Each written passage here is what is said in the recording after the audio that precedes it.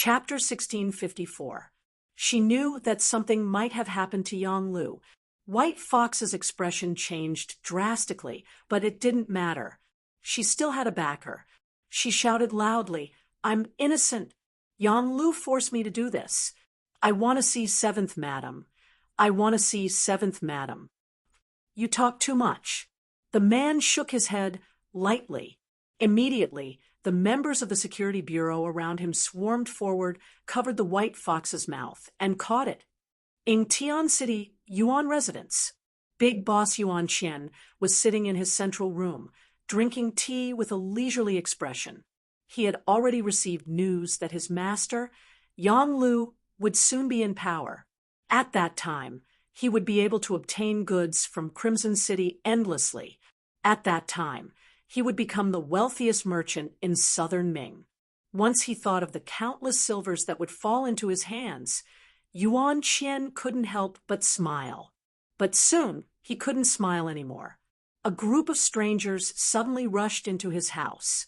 Without any explanation, they tied him up and took him away. After that, when his family reacted and went to report it to the authorities, where was he to be found? Crimson City, in a courtyard in a bustling area. At this moment, a woman with a good figure was boiling a medicinal soup. Beside her, a younger girl was helping to add fuel to the fire. Dang, dang, dang.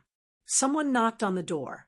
Then, without anyone's permission, the door was opened from the outside, and a group of policemen in black uniforms entered the courtyard. What are you doing?" The woman turned around and saw the scene behind her. She couldn't help but frown, displeasure appearing on her face. She didn't notice that the girl beside her was much more nervous than her. After the policemen entered the courtyard, they didn't move around. They just stood there.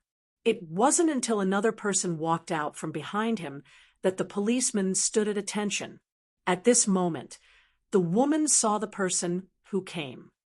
Elder Long? That's right. The person who came was Yang Xie's chief of police. At the same time, he was one of the 5 elders, Long Tainan. The woman who called out to her was Chi Chiga, the wife of Beta Persei, Yang Qindong's servant. It was precisely because of this that Kikich was very surprised to see Long Tainan. Then she instinctively thought of something and couldn't help but say, "Could it be second brother Yang?" "No, brother Beta Persei is fine." Long Tainan quickly shook his head. When she heard that it was not Beta Persei who was in trouble, Kikich became even more worried. "Could it be that my little brother—" "No, Master Batu is also very good." Long Tainan had to explain. Then, Kikich's expression changed even more as she said, "Could it be my mother? No, the other mother is healthy and well." After Long Tainan quickly explained 3 times, he decided to go straight to the point. Lung Song, who had been promoted to first-rank general, immediately saluted and answered, "The soldiers in Kikian City are fine. Although there are some emotions, they are stable, but many generals outside have sent telegrams asking what's going on. If time goes by..." Lung Song didn't say much after that. However, everyone could understand what he meant.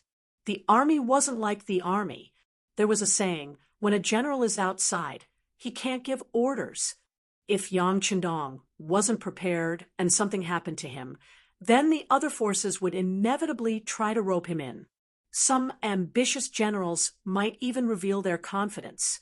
If that was the case, then who knows what would happen? Yang Bo nodded after hearing this.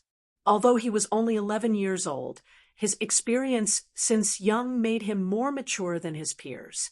Not to mention, when he was free, Yang Qindong would bring him to deal with all kinds of things. Previously, Yang Qindong had purposely said something special to him, so he was somewhat prepared. Yang Bo, who was more confident than the others and trusted his father a lot, finally said, "Everyone has seen the telegram. I believe in my father. He will be fine. You should also believe it, so do what you need to do." At the same time, We also need to pay special attention to the reactions of the people below, especially those generals who hold great power. Immediately have the intelligence departments in various places take action and keep an eye on their every move. Also, my father will be fine. We must believe that even if something happens to my father, I will still be here. Don't worry about anything, understand? If there was a problem with Yang Xie's situation, the gains would not make up for the losses. What? Do you have doubts about the young master's judgment of people? Yang Chendong said with a smile. But as soon as he finished speaking, he felt something. He glanced at Yang Lu, who was kneeling on the ground, and shut his mouth. Wasn't this a ready-made example of an error in judgment right in front of him? Speaking of which, using Yang Lu was different from using other generals and provincial governors. Yang Lu was a servant of the Yang family. He was used because of his good performance in the past. But since he made a mistake, he was also sidelined and placed in the southern Ming dynasty to organize intelligence. It seemed that the task was heavy, but in fact, Yang Chendong had no intention of sending troops to the southern Ming dynasty. In addition, there was not only the Security Bureau in the southern Ming dynasty, but also the existence of the CIA. Yang Lu's power had been greatly weakened after discovering Yang Lu's conspiracy. If it were not for the fact that he wanted to wipe out all of Yang Lu's forces, he would not have taken this risk. Therefore, Yang Chendong no longer had any trust in Yang Lu. If it were not for the fact that he wanted to take this opportunity to find out those who opposed him, he would have dealt with them long ago. This could not prove that Yang Lu had misjudged him. After all, if it were other people, they would have died because of the mistakes they made in the beginning city. How would they have the chance to do this? So seriously speaking, Yang Chendong's judgment was still good. For example, the provincial governors and generals he appointed in the provinces were all killed in blood and fire. They were also given the opportunity to control a region after careful consideration. But for such people, what was their temperament? How was their ability? Yang Chendong couldn't say that he knew everything, but he could be considered to have seen through 80% of it. As for the remaining 20%, there were two major departments, the Security Bureau and the CIA, monitoring their performance at all times. This also made Yang Chendong feel more assured to use them. Now that he had made a name for himself and brought the 2nd Division of the Army's Cold Front Division to fame, his influence was naturally huge. It was not hard to imagine that anyone with some ulterior motives would become obedient after seeing this coded telegram.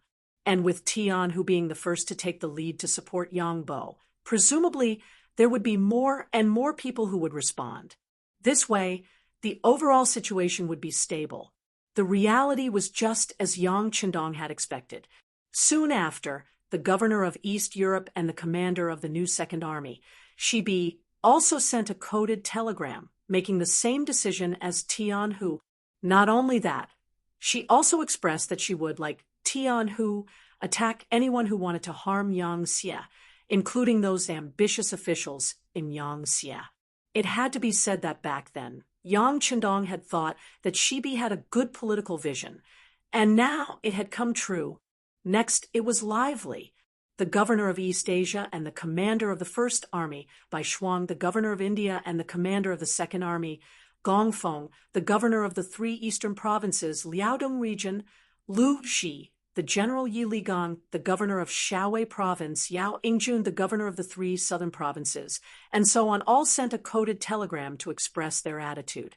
Then some individual leaders, such as the Army's Cold Front Division, the Navy's Cold Front Division, including Yang Xie's military commission member, the Navy's deputy commander, Gao Xiong, the Army's deputy commander, Lung Song, the Air Force's deputy commander, Tianyu Yumian, the new Army's commander, Su He, and so on. They all expressed their support for Yang Bo and attacked him. They also publicly stated that they would not accept the so-called decree of the Southern Ming Emperor. Telegrams after telegrams were sent to Yang Chendong. As Wang Shan read them out word by word, his expression naturally became better and better. On the other hand, Yang Lu and Chao Jixiang, who were kneeling on the ground, had ugly expressions, especially the latter. He had even begun to think about what kind of pressure the failure of this plan would bring to the Southern Ming Empire. If it was him, he could use this as an excuse to send troops to the Southern Ming Empire. After all, Zhu Qizhen's personally drafted imperial edict was now in Yang Chendong's hands. Just based on the fact that Zhu Qizhen wanted to establish Bugnam of Gojoseon, it was enough reason to send troops. Young master, all the cabinet elders have also sent telegrams to express their support for Yang Bo. Then, eldest crown Prince Yang Bo also sent a coded telegram. Wang Shan looked at the newly received telegrams, and his face was filled with joy. Oh, what did Bo say? Yang Chendong was interested. Eldest crown prince said that he firmly believes that imperial father will be fine. He wants all the military departments to carry out their duties and not be disturbed. If something happens to imperial father, he will take up the heavy responsibility and send troops to the Southern Ming Empire first. Wang Shan read the contents of the telegram. Yang Chendong nodded continuously after listening and said, "Not bad. He knows that the conflict has shifted. Very good." Yang Chendong was indeed very satisfied with this move. By sending troops to the Southern Ming Empire to avenge himself, he would have enough time to sort everything out. In this way, after dealing with the Southern Ming Empire, many things would naturally fall into place. The new throne would also be stable. Seeing that Yang Chendong seemed to be in a good mood, Wang Shan asked tentatively, "Young master, do we also need to send a telegram to announce to the world?" "Don't be anxious, let's wait for a while." Yang Chendong's gaze fell on Yang Lu, who was kneeling on the ground. The first telegram was sent by this person. Of course, the next step was to solve his problem and announce it to the world. Reporting. A black cavalry stood outside the main cabin and said loudly, reporting to the 6th young master, Tiger's Mane, Beta Persei, Yang San, Yang Si, and Yang Wu's ship is approaching us. They are requesting to board the ship. Please give us your instructions. Let them in. Yang Chendong knew that the main character had arrived and could solve Yang Lu's problem, so he nodded and said, "Let them in." "Yes, 6th young master. Do we need to conduct a body search on them?" the Black Knight Dragon Guard asked in a clear voice. If it was in the past, no one would ask such a question. It was not for any other reason, but because these people were the most trusted people of the 6th young master. They were people who could be trusted. Even if someone had a problem, they would not have a problem. But now, after the incident with Yang Lu, no one dared to think that way. That was why they asked for such a request. "No need. They are still young master's servants. They will always be my servants," Yang Chendong said with an unhappy expression. "Understood." The Black Knight Dragon Guard, who asked for instructions, quickly retreated. Ba Daojiang, who was standing in the main cabin, was so shocked that he quickly apologized. "6th young master, the brothers below are just doing it for your safety. Please don't take it to heart. I know, they are doing it for my own good. But Yang Lu is Yang Lu. He is not the same kind of person as them. Don't say such things again in the future." Yang Chendong waved his hand and interrupted Ba Daojiang's words. However, he knew very well that some things had happened, and it would be very difficult to go back to the beginning. This could be felt by Tiger's Mane and the others who were about to board the ship. Chapter 1657. It was still 2 words, especially with the emphasis on the pronunciation, but in the ears of Tiger's Mane, Beta Persei, and the others, it was completely different. At this moment, they also began to face reality. This time, Yang Lu's matter was too big, so big that they didn't know how long it would take. or even if time was enough to reverse the situation. Thank you very much. Tiger's Mane's face showed a trace of a bitter smile and took the lead to board the ship. As they boarded the ship, they quickly found that whether it was the Black Cavalry or the Navy Cold Front warriors, they were all looking at them with scrutinizing eyes. Especially the members of the Langia Special Forces. They were staring at his every move. It was as if they were reminding him not to play any tricks. Otherwise, they would really make a move. In terms of individual combat power, Tiger's Mane and the others were naturally no match for the Wolf Fang Special Forces, who trained hard every day. Therefore, in the face of such gazes, they were powerless to reprimand them. If it was in the past, if someone dared to stare at them like this, they would probably directly attack, and the other party would not dare to fight back. But now, forget it, it's better not to mention it. As a result, Tiger's Mane, Beta Persei, and the others were also filled with anger in their hearts. Of course, this anger was not directed at Yang Chendong, and they did not dare to. Instead, it was directed at Yang Lu. Outside the main cabin, Tiger's Mane and the others stepped forward, ignoring the scrutinizing eyes of the other soldiers around them.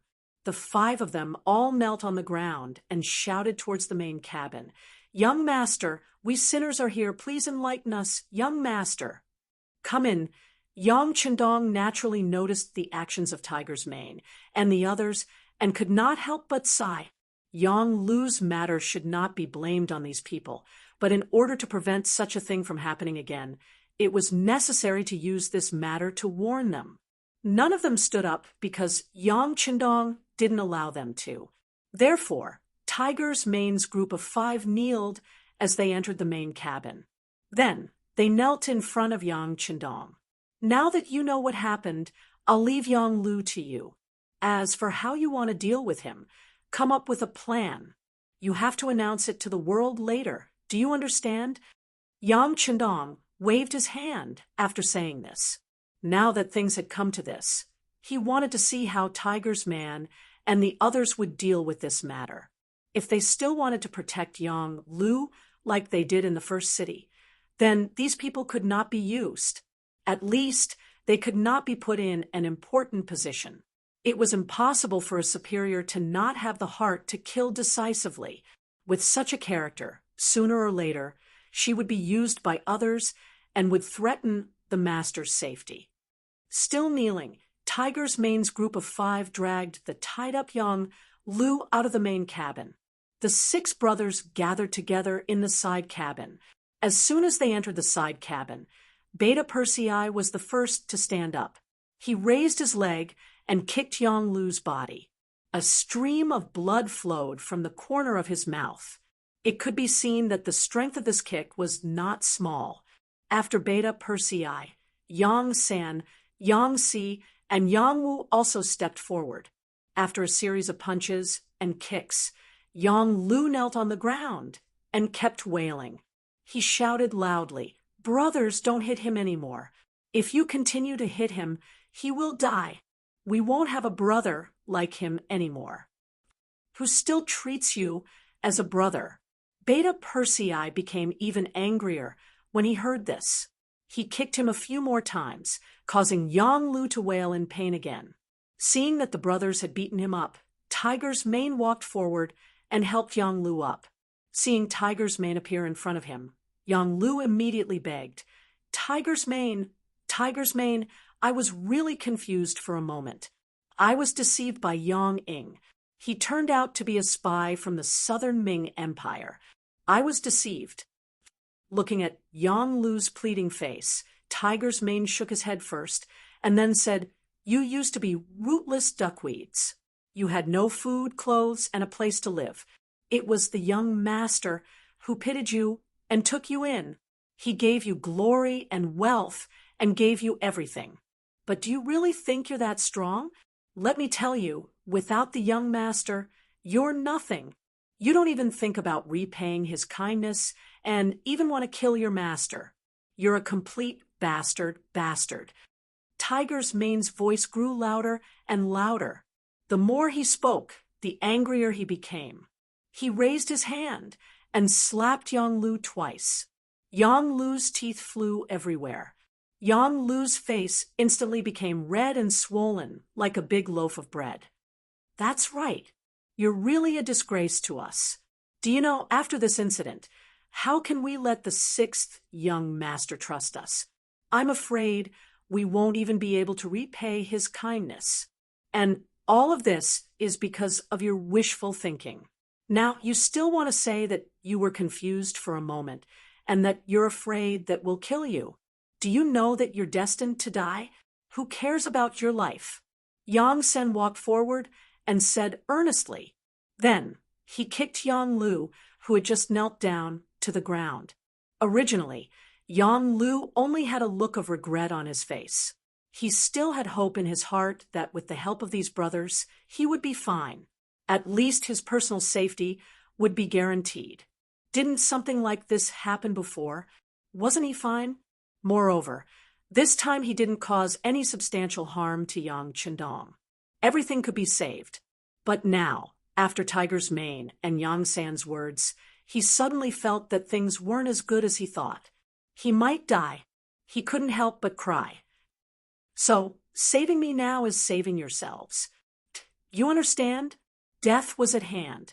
He was still thinking of threatening others. Looking at Yang Lu's current state, he didn't look like the usual obedient younger brother. Tiger's mane, and the others couldn't help but shake their heads. They knew that their younger brother was hopeless. Even if they worked together to save him this time, they didn't know what kind of mistakes they would make next time. Not to mention, they didn't have the strength to save him now. The mistake that Yang Lu had made was too big. Even if Yang Chendong wanted to save him, it wouldn't be possible. Now, there weren't only a few people in Yangxia. There were also those ministers watching. There were so many officials in those departments watching. There were also so many generals with military power watching. If Yang Lu didn't die, did it mean that others could follow his example in the future? Thinking of this, Tiger's mane and the others shook their heads. Originally, they wanted to come over and catch up one last time. At least, they wanted to see if Yang Lu had any other wishes that they could help him fulfill. But now, it seemed that there was no need for that. Shaking his head, Tiger's mane sighed. Then Beta Persei also sighed. They knew that this person was hopeless. At this moment, in the main cabin, Yang Chendong was interrogating Chao Jixiang. From time to time, Chao Jixiang would come up and punch and kick him. The other party was already covered in bruises and teeth all over the ground. Yang Chendong was very angry. He was actually used. If it weren't for his sixth brother, Yang Chendong, who was prepared, the consequences today would be unimaginable. From now on, the Yang family was completely finished, and all of this was obviously because of him. As a result, one could imagine how much he hated Chao Jixiang now. Whenever he was faced with Yang Chendong's questions, he would be severely beaten if he answered even the slightest bit slowly. This caused Chao Jixiang to answer whatever Yang Chendong asked without the slightest delay or hesitation. Unexpectedly, Yang Chendong added, "The interrogation can be more intense as long as he doesn't die. If he really dies, then so be it. Just don't let him play any tricks." Yes, this time, Ba Daojiang was considered to have received an imperial sword. Naturally, he knew what to do. He had long heard that the Langya Special Forces were very good at interrogating people. This time, he would be able to learn and observe properly. After Ba Daojiang left, Yang, who was left behind, was puzzled. "Fourth brother, why don't you let Chao Jixiang work for us? He's an ingrate. This kind of person is born with a rebellious nature. It's impossible to trust him. All right, fourth brother, you must be tired. Go to the side cabin and rest for a while." Yang Chendong interrupted his fourth brother. In history, Chao Jixiang was a rebellious person. When he was under Zhu Qiyu, He wanted to save Zhu Qijin from the Ying sect. In the end, he did it and rose to a high position. However, in the end, he still rebelled against Zhu Qijin and was killed. Knowing that he was such a person, he still used him. Wouldn't that mean that he had to be on guard all the time? How tiring would that be? Not to mention, Yang Qindong had already arranged for Mao Mu to stay in the southern Ming palace. This person had been hibernating all these years. It wasn't that he didn't have the ability. It was just that he didn't want to show off. Now that Chao Jixiang was no longer around, the eunuch group would probably have to be reshuffled. At this time, as long as Mao Mu was given a sum of money, this person might be able to play an important role. Since that was the case, what was the use of keeping a despicable person like Chao Jixiang? Yang Qindong didn't know about this. He only knew that his suggestion wasn't accepted. In addition, this time, he trusted the despicable person so easily that something almost happened to Yang Qindong. With this, if it was someone else, even if they didn't die, they would be half dead. However, he was Yang Qindong's fourth brother. Naturally, he wouldn't do anything to him. However, it could also be seen that his ability was only so. He wouldn't be able to do anything big. Forget it. Since he had seen through his ability, he didn't need to care about anything in the future. He could just be a rich man with peace of mind, relying on the fact that he was Yang Qindong's fourth brother. As long as he didn't care about politics, then in the future wouldn't he be able to eat and drink well, living a carefree life? Yang Qindong had thought it through, so he strode out. It could be imagined that this person would retire from politics from now on. As soon as Yang Qindong left, Wang Shan came over to report the results of the naval battle. Under the early preparation of Commander Nie Tong, under the attack of the powerful artillery, 50,000 Japanese Empire's naval forces were completely annihilated.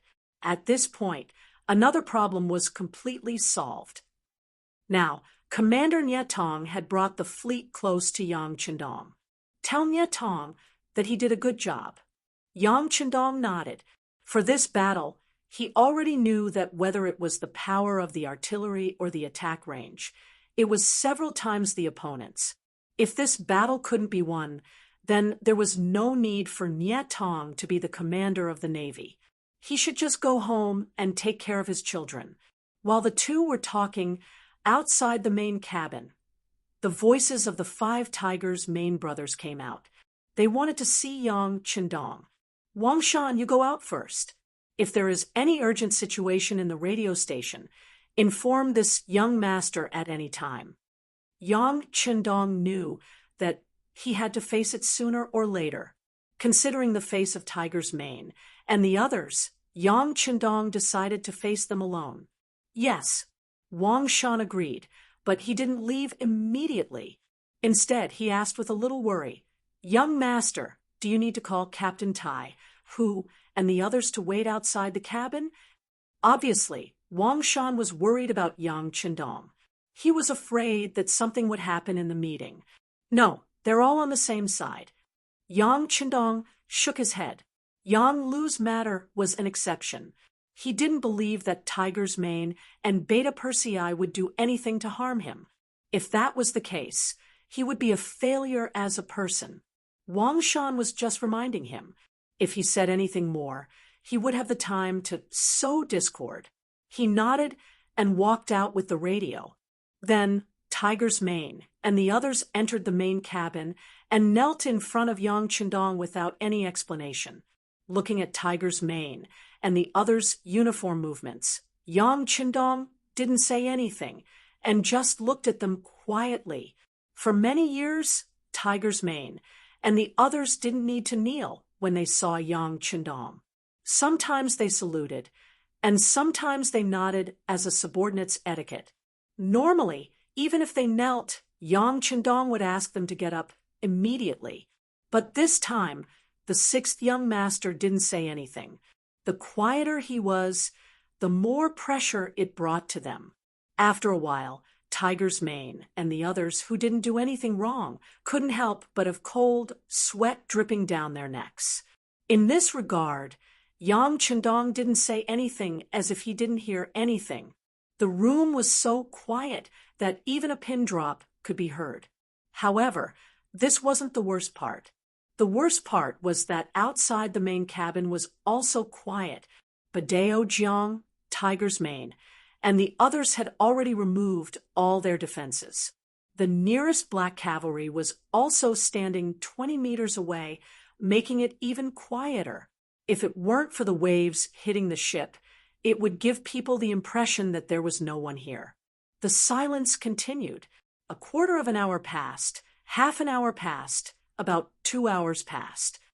Seeing that Tiger's Mane and the others' clothes were drenched in cold sweat, and even Yang Si, who had the worst physical fitness, was a little unsteady, Yang Chendong finally said, "If you have something to say, stand up and say it."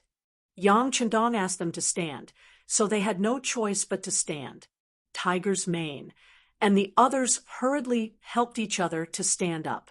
Then they quickly straightened their bodies, but their heads were still lowered.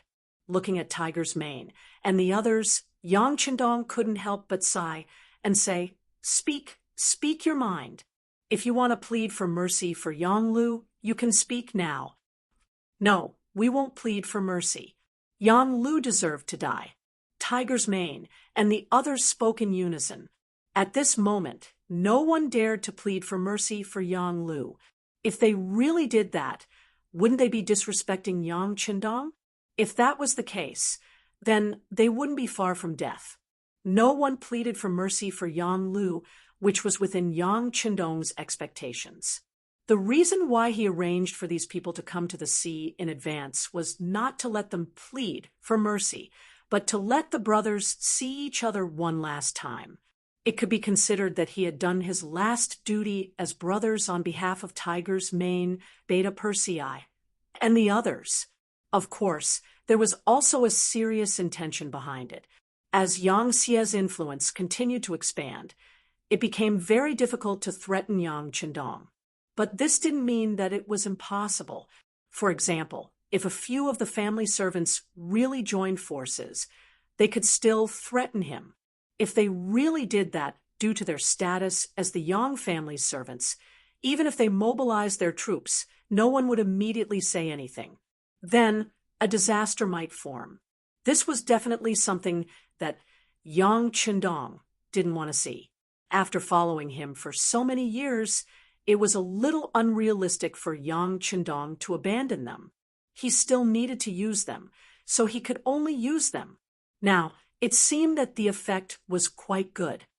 "Well, young master knows your loyalty. Yang Lu is different from you. Some people are always insatiable. For such a person, even if you give him a mountain of silver, it won't be enough to satisfy his desires. He will definitely rebel. But fortunately, you are all kind-hearted people and won't do such a thing. This young master is very clear on this point. You just need to take this as a warning and do what you should do in the future." Chapter 1659. Hearing this, Tiger's Mane and the others were touched. Tears flowed down their cheeks as they agreed in unison. "Good. Now, there are 2 things that you need to do. First, interrogate Yang Lu and see if he has done anything else that we don't know about. If there is anything else, you must find out who it is. Don't be soft-hearted. The second thing is to deal with Yang Lu. He must die, but how do you want to deal with his family? Come up with a plan now." Over the years, Tiger's Mane and Yang Xie's servants all had their own families, and they all had more than one wife. It was the same for Yang Lu. There were more than 20 recorded wives, and naturally there were many children. Yang Sen had done a count before. Among them, there were 7 males and 9 females. It could be said that they had a lot of children. Yang Lu had to die for what he had done, but what about his children? Kill them all? If it was an incapable ruler, he would definitely do the same. However, Yang Chendong could not do such a thing, but He would not let them off easily. After all, when they grew up and found out that their father was killed by him, it was inevitable that they would have other thoughts. Even if he knew this, how could young Chandong allow it to continue? That was why he called Tiger's Mane and the others here today to solve this problem. When they heard the problem of Yang Lu's family, their faces were bitter. They all thought that the young master was going to kill them all. Although what Yang Lu had done was indeed enough to kill 9 generations of his family, they were still brothers of Yang Lu. If they were to watch his entire family get killed, they would feel somewhat apologetic. However, at this time, they no longer had the courage and ability to plead with Yang Chandong.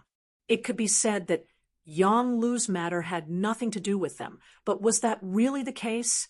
If they were not the servants of the Yang family, how could Yang Lu have the ability to set up such a big plan?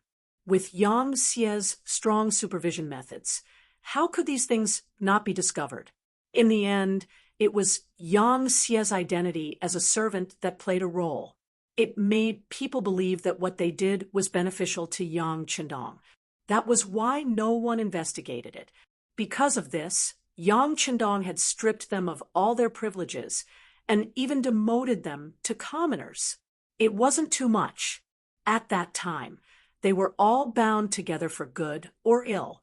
Unable to open their mouths to say anything, the 5 of them didn't know what to say.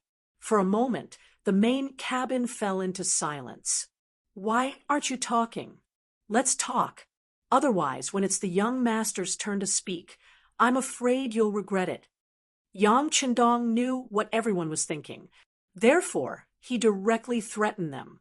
Only in this way could he force them to express their stance. Hearing this, the 5 of them panicked. They could imagine what the consequences would be once Yang Chandong expressed his stance. Therefore, after exchanging glances with each other, Hu Mang was the first to speak up.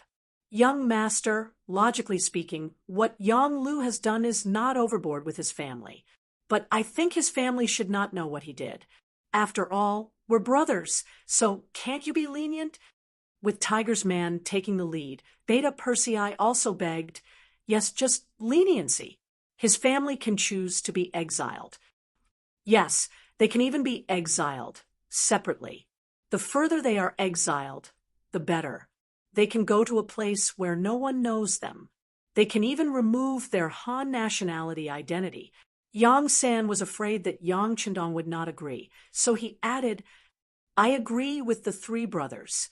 We can separate all our family members and send them to a remote place.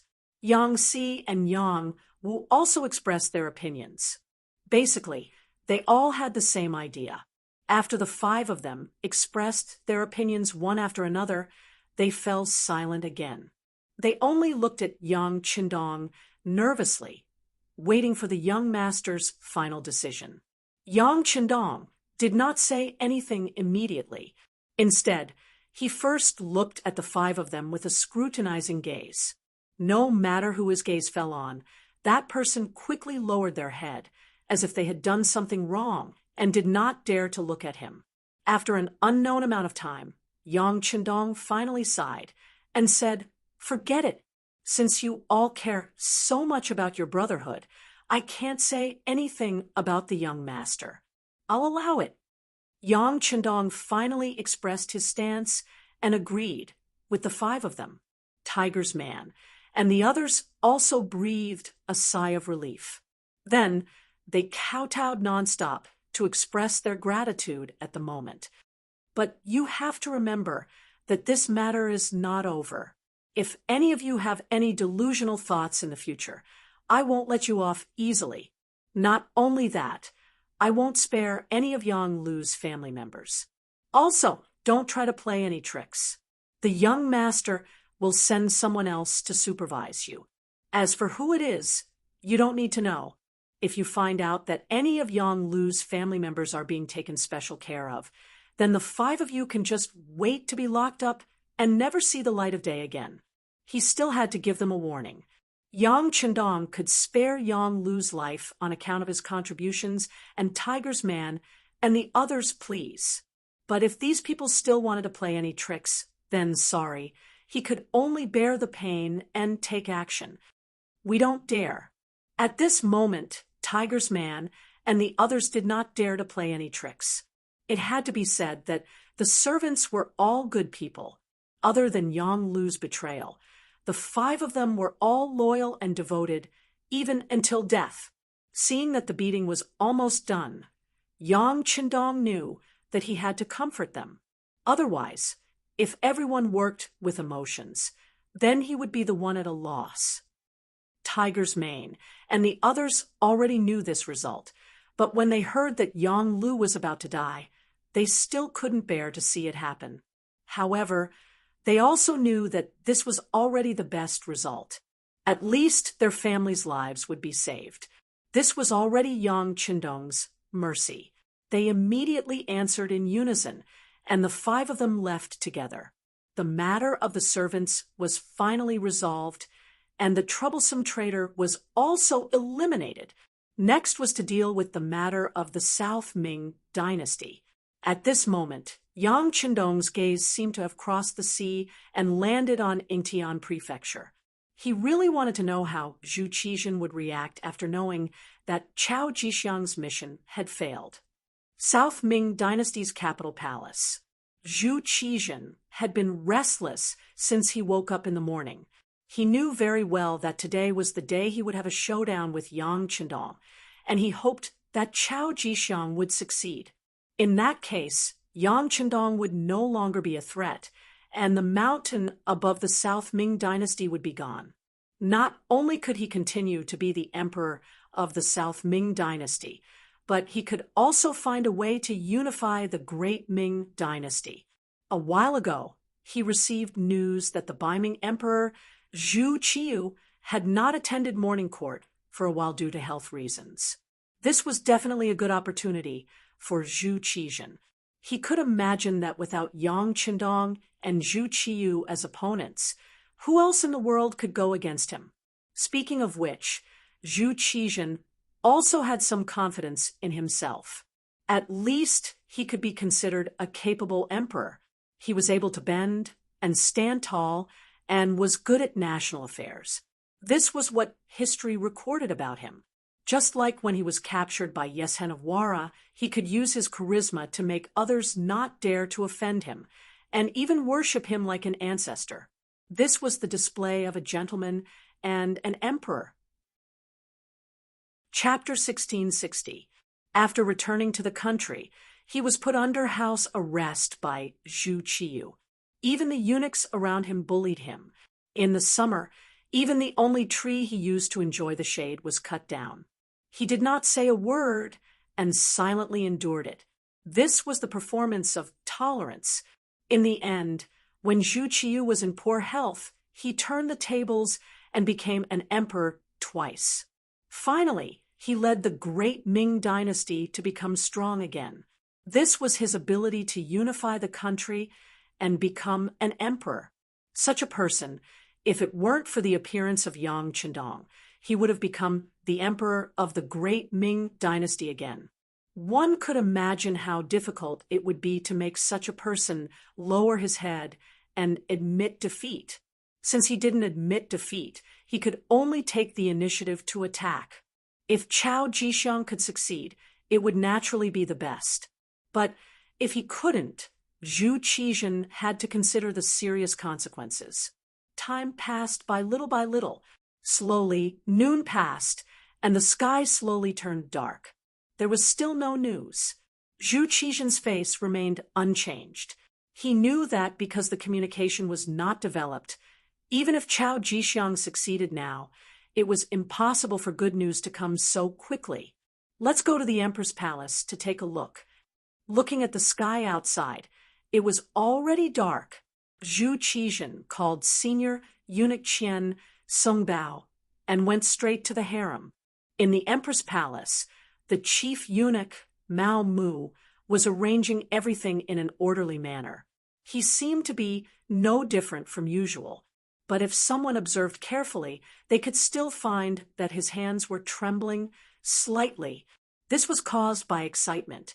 In the afternoon, Mao Mu went out to buy some silk under the order of the Empress. He was able to meet with the intelligence team that specially contacted him. He learned that Chao Jixiang was captured and that Yang Xie would soon make a move on the southern Ming dynasty. In other words, after enduring for so many years, Mao Mu was finally going to see the light of day. It was really exciting just thinking about it. Speaking of which, Mao Mu was not very ambitious. Especially after being valued by Empress Qian over the years, his life in the palace could be considered pleasant. His mentality was more peaceful.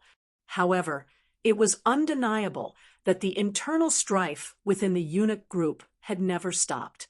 Now, it was only because Yang Xie brought too much pressure to the southern Ming Empire that everyone's attention was focused on her. This caused the internal strife to be less intense than before. In addition, Empress Qian did not fight for fame or wealth. She never interfered in other aspects of the palace. As the chief eunuch, he was almost a decoration. He also did not have any power, so he was not targeted. Just because nothing happened now didn't mean nothing would happen in the future. The imperial palace was a dangerous place to begin with. Sometimes one wrong word could lead to a death sentence. Not to mention, if Yang Xie really failed, the relationship between Mao Mu and Yang Qindong would be discovered. At that time, Mao Mu would really die without a burial place. Therefore, on the surface, Mao Mu should have been doing something during this period of time, and there was nothing strange about it. But in the dead of the night, he would always spend his time trembling, afraid that he would accidentally be discovered. The next morning, his head would be gone. Perhaps this was the mentality of the underground workers. It was really beyond the reach of ordinary people. Fortunately, there was finally a result today.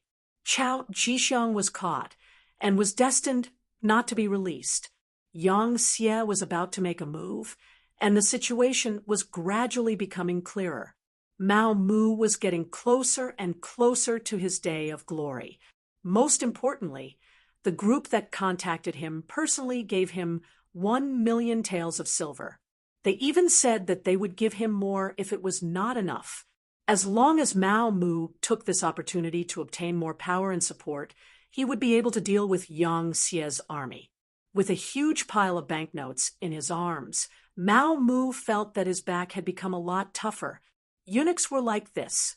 The reason why they destroyed their own foundation and became half human, half ghost, was not to have a mouth to eat, to earn more money, and to live a better life.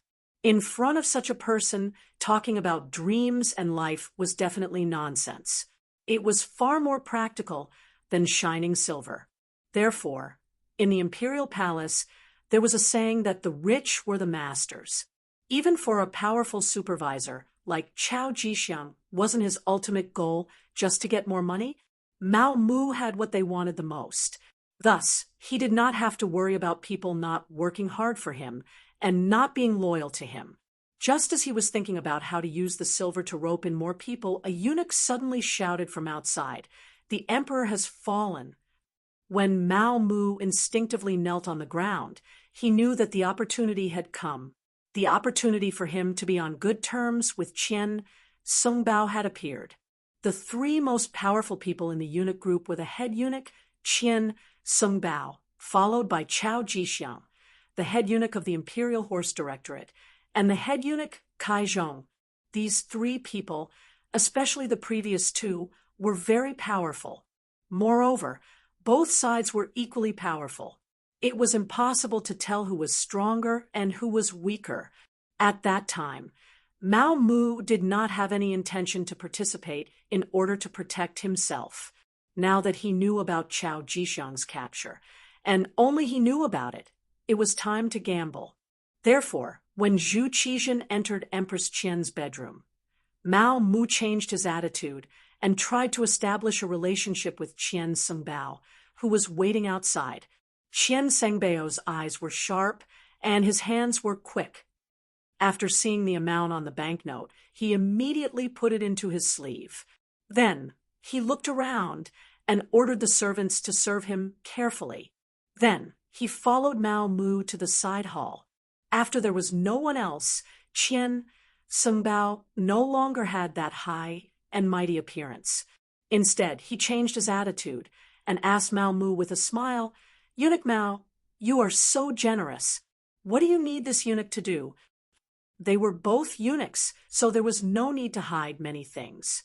Mao Mu said respectfully, "Eunuch Qian, to be honest, this is this little one's life savings. Now, I am giving it all to Eunuch Qian to show my respect. I am willing to follow Eunuch Qian's lead." Hearing that Mao Mu was willing to rely on him, Qian Sengbao was very happy.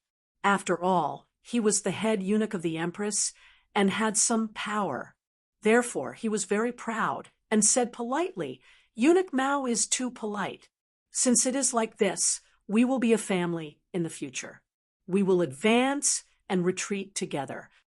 Yes, thank you, Eunuch Qian, for thinking so highly of me. This little one will work hard to keep up with Eunuch Qian's footsteps." Mao Mu seemed to be excited as he spoke with a fawning expression. Qian Sengbao's face flushed when he heard these words. He kept saying, "Good, good, good." He believed that with Mao Mu's loyalty, he would have a higher chance of success when dealing with Chao Jixiang.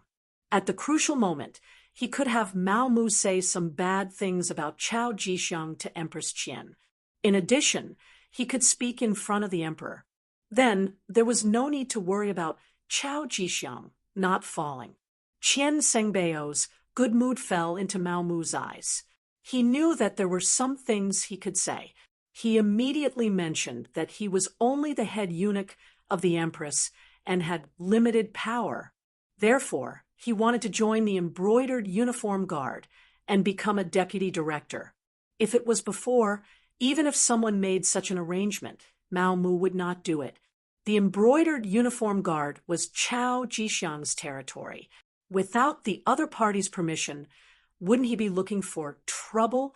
It was even possible that he would lose his life if he did not do it well. However, it was different now. He knew that Chao Jixiang would not return. If he did not make a move now, then when Qian Sengbao heard Mao Mu's request, he was shocked. He already knew that Mao Mu was not an ordinary eunuch. Otherwise, he would not have won the emperor's trust. Even the emperor had said more than once that Mao Mu was a good person. It was because he knew that Mao Mu could not endure it forever, that it was normal for the other to make a request. He also felt at ease accepting the other's money. However, the other wanted to join the embroidered uniform guard. This really surprised him. As for the embroidered uniform guard, even if Qian Sengbao was the head eunuch, his power was not enough. In particular, Chao Jixiang had many tricks up his sleeve. In addition, his younger brother's nephew and adopted son helped him. These years, it could be said that he firmly controlled the embroidered uniform guard. Even he could not get involved. Therefore, these years, it was not that he did not think of making arrangements for people to join the embroidered uniform guard. It was just that he never had the right opportunity. He could see this logic clearly. He did not believe that Mao Mu could not see it clearly. However, he made this request. What did this mean? Logically speaking, with Qian Sengbao's position as the head eunuch, it was not too difficult to arrange for someone to join the embroidered uniform guard, even if it was a deputy director. First, the embroidered uniform guard was originally the eunuch group's private land. In terms of official position, he, as the head eunuch, could naturally manage and arrange personnel. Second, Mao Mu's qualifications were enough. He had been the empress's head eunuch for more than 10 years. His rank had long been promoted. He could even be a director. There was also the most important third point. Chao Jixiang was not at home right now. It seemed that the emperor had arranged for him to do some secret things. Now was an opportunity to arrange for someone without any obstacles. But the problem was, if Mao Mu went to the embroidered uniform guard, Once Chao Jixiang returned, would he have a good time? An outsider suddenly appeared in his own territory. At that time, it would not be easy for Mao Mu to safely withdraw, since he had received the other party's money. Of course, he had to think for them. And Eunuch Mao, the embroidered uniform guard, is Eunuch Chao's territory. Once you enter, you will be arranged by this public security officer. I am afraid that he will have some thoughts. When the time comes and he really wants to argue, I am afraid that this duke will not be able to do anything. This was not an order, but a discussion.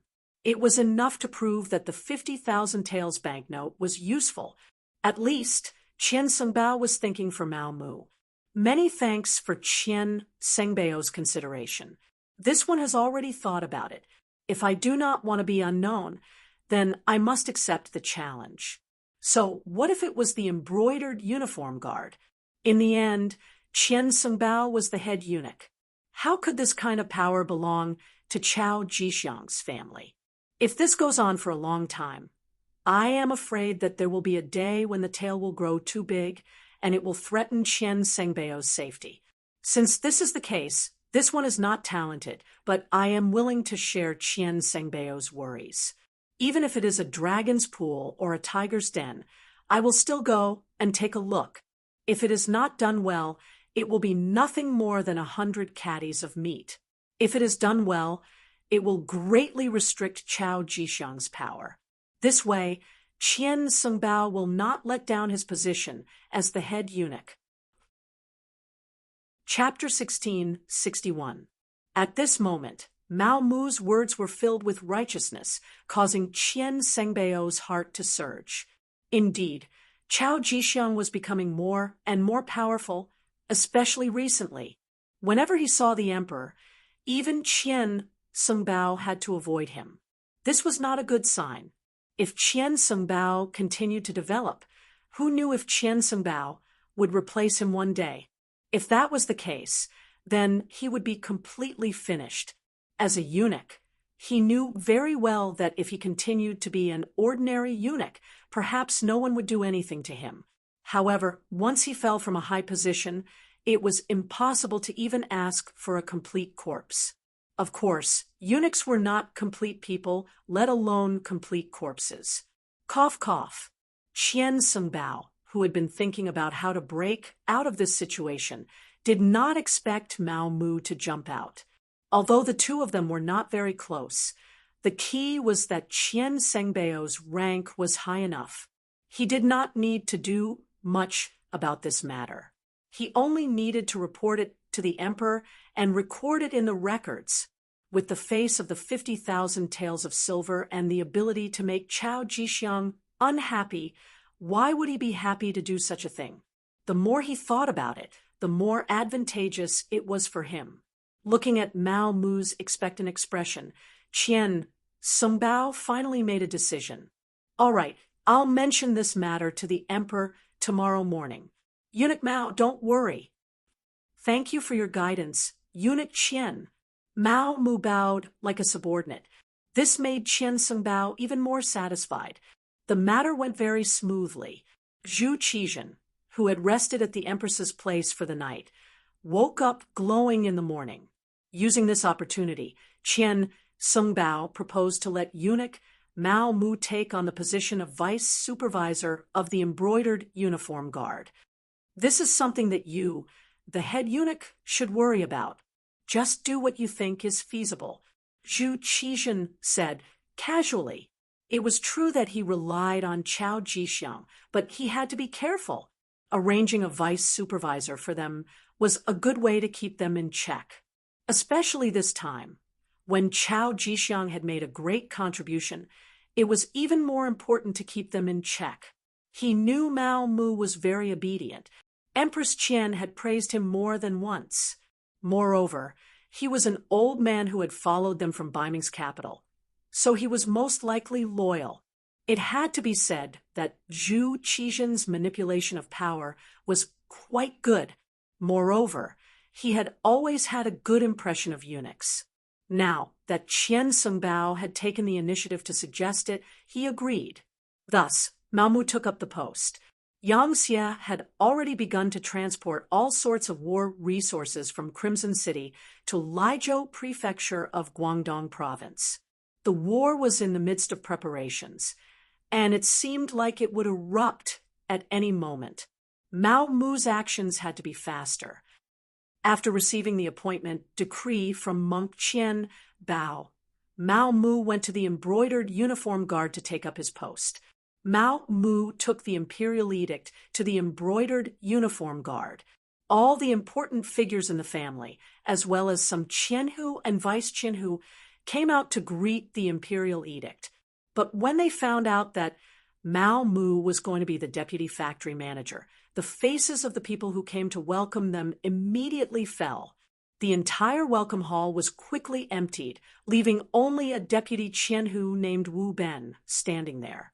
Mao Mu was not surprised that everyone had left because he already knew the current power structure of the embroidered uniform guard. The embroidered uniform guard commander Chao Zheng, Chao Jixiang's younger brother, was primary third rank. Commander Chao Yan, Chao Jixiang's nephew, was secondary third rank. Commander Chao Xian, Chao Jixiang's adopted son, was primary fourth rank. Commander Wen Jing, Chao Jixiang's trusted aide, was primary fourth rank. Guardian Chao Duo, Chao Jixiang's adopted son, was secondary fourth rank. Guardian Su Hui, Chao Jixiang's trusted aide, was secondary fourth rank, etc. All of these people had a very close relationship with Chao Jixiang. Mao Mu had already understood the situation before he came here. He didn't expect these people to have a better attitude towards him. However, there was still one person who had not left. This was outside of his expectations. Although it was only a deputy Qianhu, it was still very pleasing. "You are Wu Ben." Mao Mu smiled as he looked at the only person who had not left and sat down on the main seat. Wu Ben noticed that Mao Mu was sitting on the main seat. That was the seat that only Chao Jixiang could sit on in the past. Even when Chao Jixiang was not present, his younger brother, the current commander Chao Zheng, did not dare to sit there. But now, Mao Mu sat on that seat naturally. Needless to say, his ambition was obvious. Seeing this scene, Wu Ben was even more determined to join Chao Jixiang. It was not for anything else, but because he had unintentionally offended Qianhu Chao Duo. This was Chao Jixiang's adopted son. Now, he was just waiting for Chao Jixiang to come back and deal with him. He had no other choice but to turn to any doctor in his desperation. Mao Mu was his life's hope. Other than relying on him, he had no other choice but to treat a dead horse as a living horse. So when Mao Mu asked, he did not stand and simply knelt on the ground. "This little one is Deputy Qianhu Wu Ben. In the future, I am willing to serve Lord Mao." How could Mao Mu not know what he was thinking when he knelt in front of him? There was no need to guess the process. Presumably, he had offended someone in the Chao family, so he had to do this. Wasn't this what he wanted? Previously, he had been worried that there was no one by his side that he could use and needed to be promoted. Now that Wu Ben had taken the initiative to join him, it was a pleasant surprise. He had already decided to accept the other party, but before that, he still needed to understand the situation clearly. At least, he had to know what was going on. "Speak. Who did you offend?" "Don't worry, just speak frankly. If there are any lies, I can't help you." Mao Mu's bluntness made Wu Ben see hope. In any case, there was no other way. Since Mao Mu was his only chance, he told Chao Jixiang about his dispute with Chao Duo. Speaking of which, it was just for a woman. Here, the embroidered uniform guard was not completely the same as eunuchs. Apart from the embroidered uniform guard's Qianhu master being a eunuch, there was no rule that stipulated that the officials below had to be eunuchs. So many people were still able-bodied men. Wu Ben was one of them. Not only that, he also had a family and a woman called Xiao Chui. Unexpectedly, because of Xiao Chui's beauty, she actually attracted Qiao Duo's attention, and then he wanted to snatch her away. Just like that, a very melodramatic thing happened. As a man, Wu Ben naturally wouldn't agree. He also relied on his identity as a vice Qianhu to beg for some face in front of Qiao Duo. Unexpectedly, it didn't work at all, and he even offended the other party. Qiao Duo threatened that when his adoptive father, Qiao Jixiang, returned, he would snatch Xiao Chui to his residence and teach him a lesson. The so-called lesson was naturally to teach him a lesson. For the embroidered uniform guard, there weren't too many reasons to teach someone a lesson. From then on, Wu Ben lived in the shadows. For 3 consecutive days, he even thought of committing suicide. But when he thought that even if he died, he wouldn't be able to solve Xiao Chui's problem, he could only give up on the idea. He originally thought that there wouldn't be any way to break out of this situation. At this time, Mao Mu appeared. Of course, he would be held in his hands like a life-saving straw. One wanted to accept people, and the other wanted to seek refuge. This was 2 good things, 1 good thing. Immediately, Mao Mu helped Wu Ben up with a courteous appearance and asked about the other party's situation. Wu Ben's ancestral home was Jinhua, Zhejiang. His ancestors had once opened an escort agency. Since young, he had learned extraordinary martial arts. Later on, his family declined, and he joined the embroidered uniform guard. He had been a small banner, a general, a baihu, and the current vice Qianhu. But if he wanted to continue to be promoted and become one of the 14 Qianhu, it would be even more difficult. That required Qiao Jixiang's approval. Unfortunately, he had no connections and no money to show filial piety. Now that he had offended Qiao Duo, it would be difficult for him to keep his life, let alone be promoted. The Embroidered Uniform Guard was an organization that was above the law. When they killed people, they didn't need any reason at all. As the vice Qianhu of the Embroidered Uniform Guard, Wu Ben knew this better than outsiders. Hearing Wu Ben say this, Mao Mu was very satisfied. He couldn't help but ask, "Oh, so your martial arts are not bad. But compared to the other Qianhu, who is stronger and who is weaker?" At this moment, Wu Ben, who saw Mao Mu as his savior, didn't dare to boast. But on this matter, he couldn't help but express his opinion.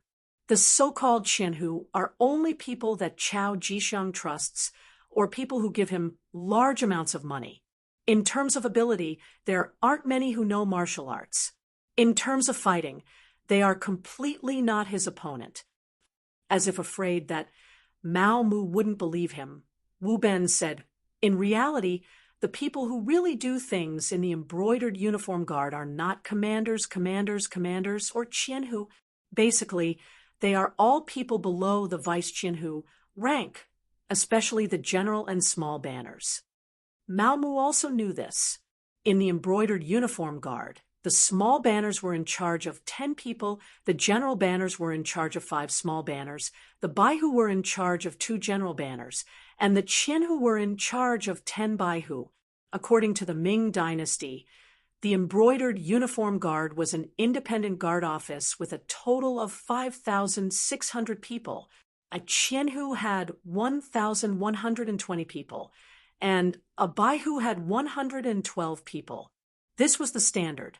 But in reality, the number of people depended on the Embroidered Uniform Guard's ability.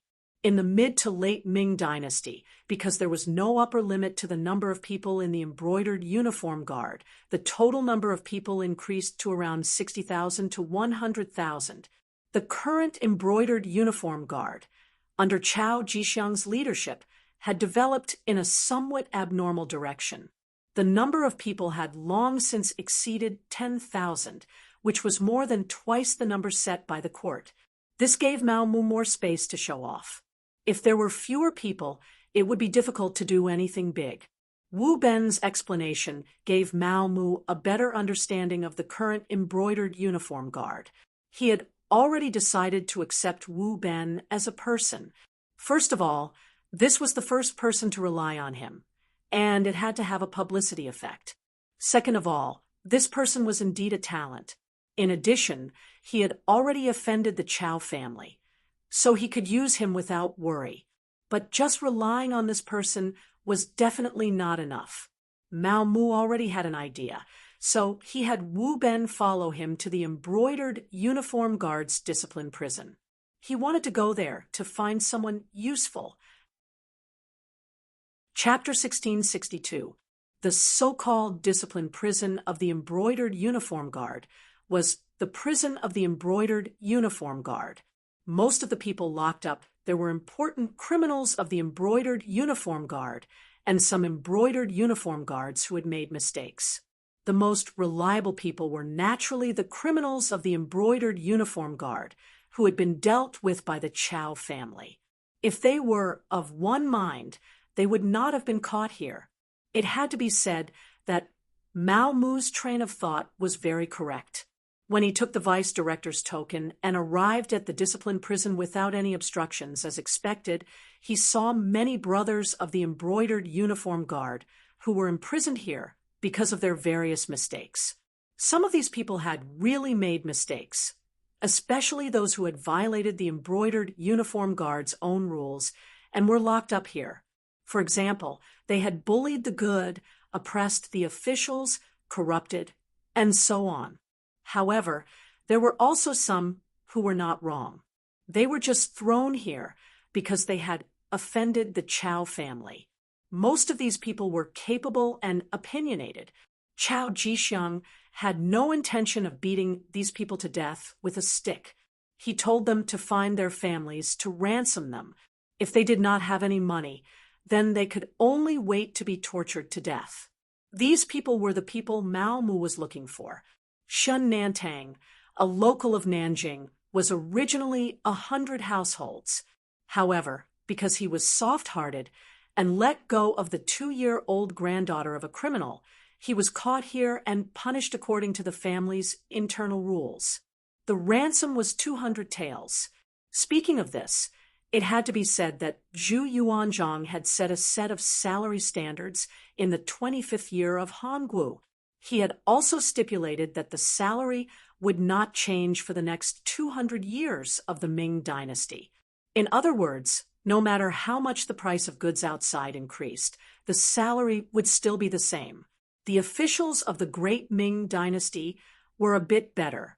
They basically had some gray income. However, the people below them were sad. For example, 100 households like Shun Nantang only had a salary of 5 taels a month. This was because he had an official position, which was at least a 6th-rank official. Moreover, the ransom of 200 taels was equivalent to him not eating or drinking for 3 years. How could he possibly have the money to do so? He could only be locked up here. One could even imagine that if it wasn't for Mao Mu's appearance, he would probably never have appeared until one day, when he died in it. Since Mao Mu had appeared, Shun Nantang could naturally be saved.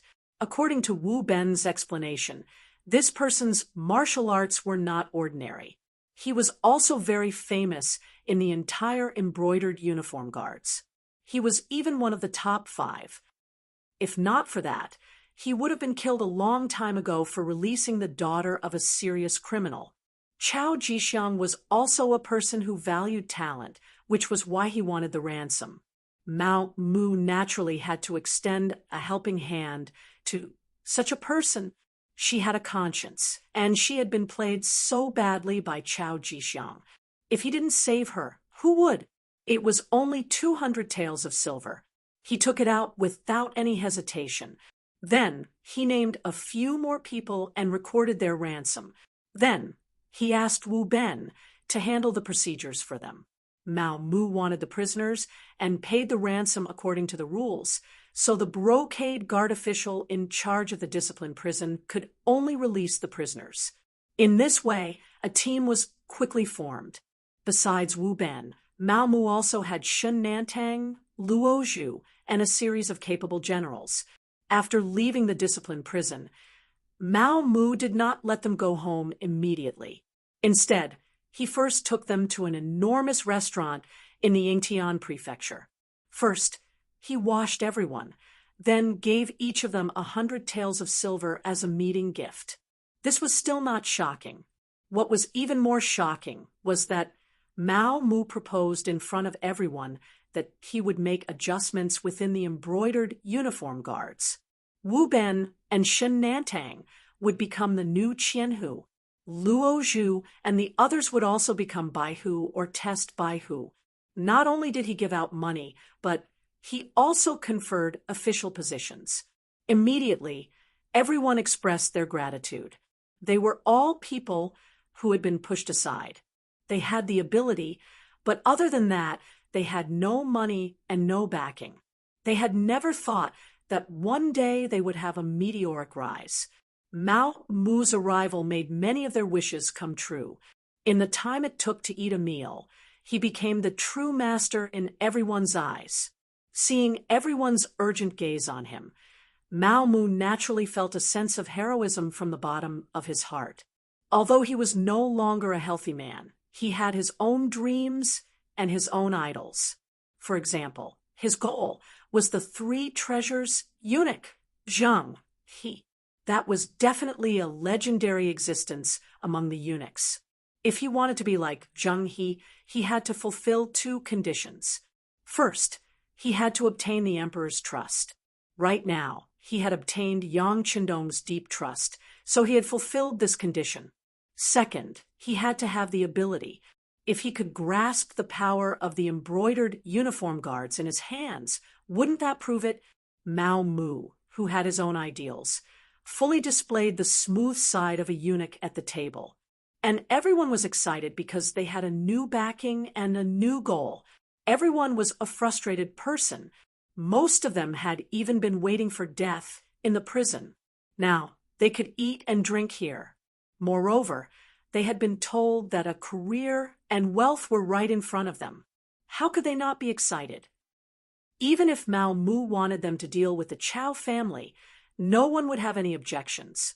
Mao Mu cleverly did not give any orders to them, nor did he say that his backing was Yang Qindong. Everyone still had doubts about his ability and whether he could help them get promoted and seize power.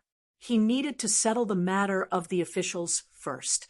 After eating and drinking to their fill, everyone left with a satisfied expression and returned to their homes. Now that they had money, they should buy some things for their homes and make some changes. Mao Mu also returned to the palace. He first went to the empress' place to take a roll call. Seeing that there was nothing for him to do, he directly went to find Qian Sengbao. Ever since he received the 50,000 taels of silver from Mao Mu, the relationship between the two had become much closer. When he heard that Mao Mu wanted to see him, he naturally opened the door to welcome him. As expected, this time he still sent money. Although it was not much, 15,000 taels of silver still made Qian Sengbao beam with joy. Qian Sengbao, the 10,000 taels of silver, were given by Wu Ben and Shen Nantang. One of them is a vice Qianhu, the other is a Baihu. They have enough qualifications. When they saw me, they asked if they could spend money to get promoted.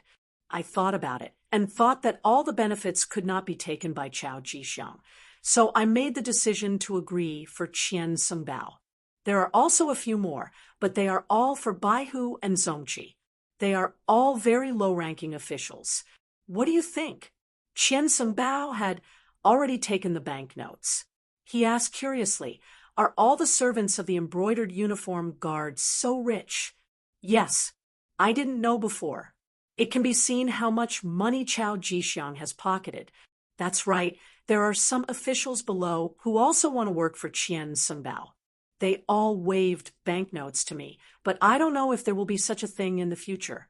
When Mao Mu saw Qian Sengbao put away the banknotes, He knew that the matter of the two Qianhu had been settled. However, if he wanted to control the entire embroidered uniform guard, these two Qianhu were far from enough. Therefore, for the sake of a long term, he asked tentatively, "There are still people who want to buy officials?" At this moment, Qian Sengbao's face also turned red. He suddenly realized that this was a good way to accumulate wealth. He thought that he was smart, but he was actually so stupid. He did not know that the embroidered uniform guard had such a big profit. It seemed that he was still a little short-sighted. In the past, when he saw that the emperor would let the embroidered uniform guard do something difficult, he thought that it was a hot potato. Now, it seemed that he was wrong. That's right. Not only do they want to buy Qianhu, if possible, they are also willing to pay money to buy the position of town supervisor or even the position of advisor and advisor. You see, as Mao Mu spoke, he carefully observed the changes in Qian Sengbao's expression. "Do they have that much silver?" Qian Sengbao asked with even more surprise. "Yes, this servant has asked. If Duke Qian agrees, a town supervisor will be 20,000 taels of silver, an advisor will be 50,000 taels of silver, and an advisor will be 100,000 taels of silver. Of course, a commander will be a little higher, 500,000 taels of silver." Mao Mu was still talking, but when Qian Sengbao heard 500,000 taels of silver, his eyes were already wide open. One had to know that after being the head eunuch for so many years, he had only saved 2 to 300,000 taels of silver. There was nothing he could do about it. With his position, there were too many people looking at him. If he wanted them to listen to him, he would have to give them some benefits. In the past year, just the benefits he gave to the servants were already a huge expense. In a year, he would only get 20 to 30,000 taels of silver. Sometimes, when the emperor had some festive occasion, he would even have to send gifts. Once he received tens of thousands of taels of silver. After working hard for a year, he would spend all the gifts in one go. Now, Mao Mu had found a way for him to make money. He did a rough calculation. If he sold all these positions, he would probably get close to 1,000,000 taels of silver. This was something he never dared to think about. Just as Qian Sengbao was calculating in his heart, Mao Mu spoke again. "Duke Qian, this servant has thought about it. We can repeatedly earn this money. For example, whoever buys an advisor position will have to pay 100,000 taels of silver. After taking the position, they will have to pay 10,000 taels of silver every month. For example, the advisor position is 50,000 taels of silver, so they have to pay 5,000 taels of silver every month. As for the commander's 500,000 taels, he would have to pay 50,000 taels a month. If they can continue to pay, they can continue to be officials. If they can't pay, they will owe at most a month before being removed from their position. In this way, we can earn a large amount of money every month." Doesn't this mean that we will get close to 100,000 taels of silver every month? Qian Sengbao was really frightened. What was the difference between this and robbery? But would these people agree? Would they be able to earn so much money every month? Seeing Qian Sengbao's shocked expression, Mao Mu felt disdain in her heart. It was only a small amount of money, and he was already frightened. One had to know that Yang Qindong gave out 1,000,000 taels of silver every time. Chapter 1663. Naturally, these thoughts would not be spoken out loud. Mao Mu continued, "This servant has also asked about this.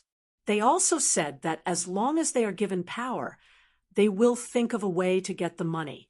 For example, there are so many corrupt officials in our court, and so many people who do business with Yang, Xia in private. Those are all very profitable businesses. As long as they are dealt with, the money will be sent to you every month. There won't be any problems." Qian Sengbao was afraid that these people would act recklessly after gaining power. Once they made the emperor unhappy, it would be a big matter. Now that he heard that it was actually against the corrupt officials and the merchants who did business with Yang, he felt a lot more relieved. Good, that's good. Seeing that Qian Songbao had agreed, Mao Mu struck while the iron was hot. Since that's the case, does Qian need to meet them? Well, I'll leave everything to eunuch Mao. This duke is relieved. Qian Songbao thought about it and decided not to meet them. This way, if something were to happen, he could still shirk responsibility, but if he met them, some things were really hard to explain. This was also what Mao Mu wanted. Since that's the case, this servant will wait. I'm sure that after receiving the money, these people will thank Qian Songbao. By the way, what rank can this official be sold to? There's no rush. Let's deal with the two Qianhu first and see their reaction. Qian Songbao didn't know that something had happened to Chao Jixiang. He was still worried that this person would come back and cause trouble. If it was only two Qianhu, he could withstand this pressure. That's good. Mao Mu knew what Qian Songbao was worried about. However, there were some things that he couldn't say out loud, so he temporarily agreed. But he knew that with this start, the rest of the matter would be easy to handle. He followed Qian Songbao to draft the Internal Affairs report. For example, Qian Songbao could basically appoint officials. This was one of his powers as the head eunuch. After receiving the Internal Affairs report written by Qian Songbao, Mao Mu left the palace and went to the embroidered uniform guard factory. Shen Nantang and the others first took the silver back home to comfort their families. Then they came to the embroidered uniform guard factory and waited for news. After all, it was Mao Mu's words before. Whether they would be promoted or not was not certain. If this chief eunuch who served the empress was all talk and no action, then they would have to suffer. It was no wonder that everyone had such thoughts. Shen Nantang and the others didn't do anything wrong, but offending the Chao family was the biggest crime. In addition, over the years, Empress Qian's strength had not been obvious. She was basically an invisible person. No one knew what kind of power the head eunuch who served her had. Not long after, Mao Mu appeared. Seeing everyone standing here waiting for him, how could he not know what they were thinking? After chuckling, he took out the Internal Affairs reports written by the head eunuch, Qian Songbao, and handed them to Shen Nantang, and the others one by one according to their names. Sure enough, it was a decree of promotion. Seeing that they were still prisoners a few hours ago, but in the blink of an eye, they had become Qianhu, Baihu, Zongqi, and other officials with ranks, everyone was naturally excited. When they looked at Mao Mu, there was no longer any contempt in their eyes. Instead, they were burning with passion. At this time, Mao Mu put away the smile on his face and became very serious. This Gong has given you what this Gong promised. Next, it will depend on everyone's performance. Next, I will announce the mission. Shen Nantang, Wu Ben, Luo Zhu, and the others immediately straightened their bodies. They were like an army that was about to be inspected. There are 3 main missions. First, unite those who have been oppressed by the Chao family, but have the ability. Of course, those who have the ability but are depressed can also be roped in. They can be allocated according to their ability. Those who have the ability to become Qianhu can become Qianhu, but remember, don't accept those who don't have the ability. If anyone wants to make up the numbers and is caught by this Gong, then whoever recommended them will also be guilty. They will also be abandoned by this Gong. You understand? This was something he had learned from Yang Chendong. Although Mao Mu had not done much work, the intelligence team that contacted him would often inform him of Yang Xie's actions and methods. From Mao Mu's point of view, the recommendation was the right thing to do. In this way, it could prevent the incompetent from being promoted to the position to the greatest extent. It was unlike the great Ming dynasty, where as long as one had connections and even gave money, one could become an official. Even if there was a problem in the future, it would be a scam to just say that they had made a mistake. Reporting to Gonggang Mao, we understand. Shen Nantang and the others immediately replied loudly. As people who had been oppressed, they had many brothers around them. Previously, they were worried that their strength was too limited. Now that they could expand their team, things would be easier. After finishing the first mission, Mao Mu began to talk about the second. The second mission is to keep an eye on the Chow family and find evidence that they are criminals. When the time is right, strike hard. Only then will you be able to truly stand out. In fact, there was no need for Mao Mu to say this. Shen Nantang and the others would do it. After all, they had suffered so much because of the other party. Now that they had a chance to make up for it, how could they be polite? Struggles had always been like this. It was either you die or I live. History had also proven that soft-hearted people could not achieve great things. All right, let's talk about the third mission. In summary, there is only one word: obedience.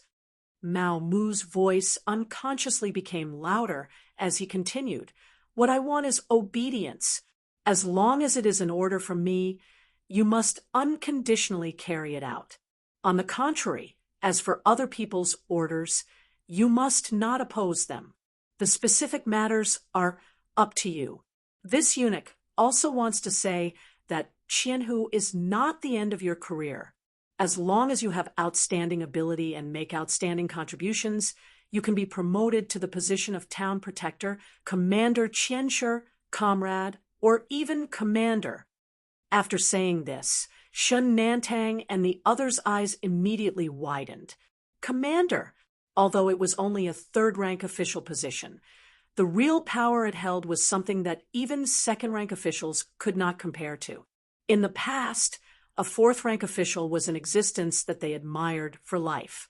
They did not expect that they would have the opportunity to sit in that position. There was nothing to say. Next, they would strive for this goal until the end. As for the obedience that Mao Mu mentioned, no one had any resistance. Although the establishment of the embroidered uniform guard was more to serve the imperial power, in the end, they still had to obey someone. Mao Mu had freed them from the abyss of suffering and was one of the chief eunuchs of the palace. So if they obeyed Mao Mu, wouldn't that be the same as obeying the imperial power? As for what Mao Mu said, if there were other people's orders, no one should oppose them. That was just doing a superficial job of respect. The embroidered uniform guard was very good at this, so there was no need to teach them. Everyone knew what to do. After the 3 orders were announced, everyone began to get busy. Recruiting people and finding evidence was the focus of their work now. As for the powerful Chow family of the embroidered uniform guard, although everyone was still a little afraid in their hearts, when they thought about it, would they be fine if they did not become enemies with them? Since there would be a battle sooner or later, there was no need to be polite. Let's see whose methods were stronger. As long as Mao Mu could block Chao Jixiang's sharpness after his return, they had nothing to be afraid of. After all, these people were all capable people. Shen Nantang and the others could not take Chao Jixiang seriously because their status was not high enough to reach that level. But there were people who took Chao Jixiang seriously, such as his younger brother Chao Zheng and the others. Chao Zheng and the others were very opposed to Mao Mu coming to the embroidered uniform guard to take up the position of deputy factory director. This was because there was no permanent position in the embroidered uniform guard. On the contrary, such a position would be added in some special times. However, that was usually when the old and new factory directors took over. The problem was that Chao Jixiang had not lost power. Didn't he frequently enter the palace to see the emperor a while ago? They did not understand why there was a deputy factory director. Of course, if it was only a deputy factory director, everyone would not be that surprised. They would worship him like a bodhisattva. Even if they were in a bad mood, they could ignore him. They were from the Chao family. As long as Chao Jixiang's banner did not fall, what did they have to be afraid of? In the end, it was very likely that this deputy factory director would only have a name and no power. So much so that they could not even order an ordinary embroidered uniform guard around. At that time, they would probably go back with their tails between their legs. However, it seemed that Mao Mu did not think that way. He actually pulled Wu Ben, who was about to die, to be his trusted aide. Then, he went to the discipline prison and ransomed several capable criminals in a row. This made it difficult for people to see through him. The embroidered uniform guard had its own rules.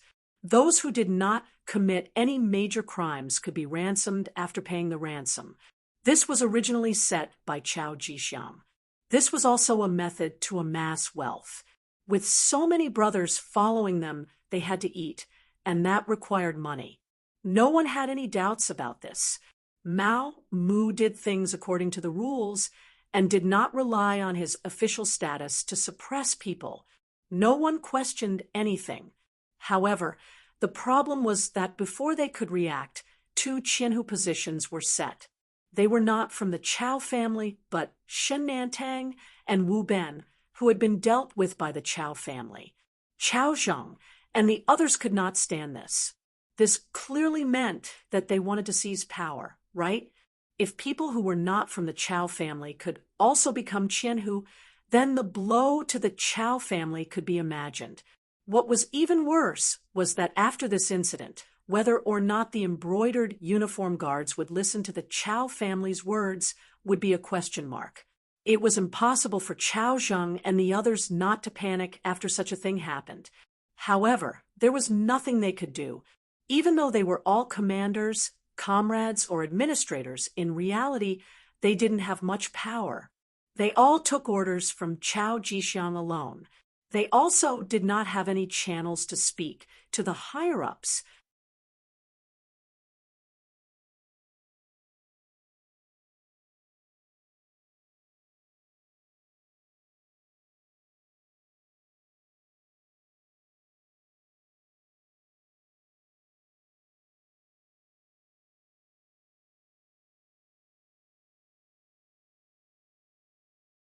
Chapter 1664.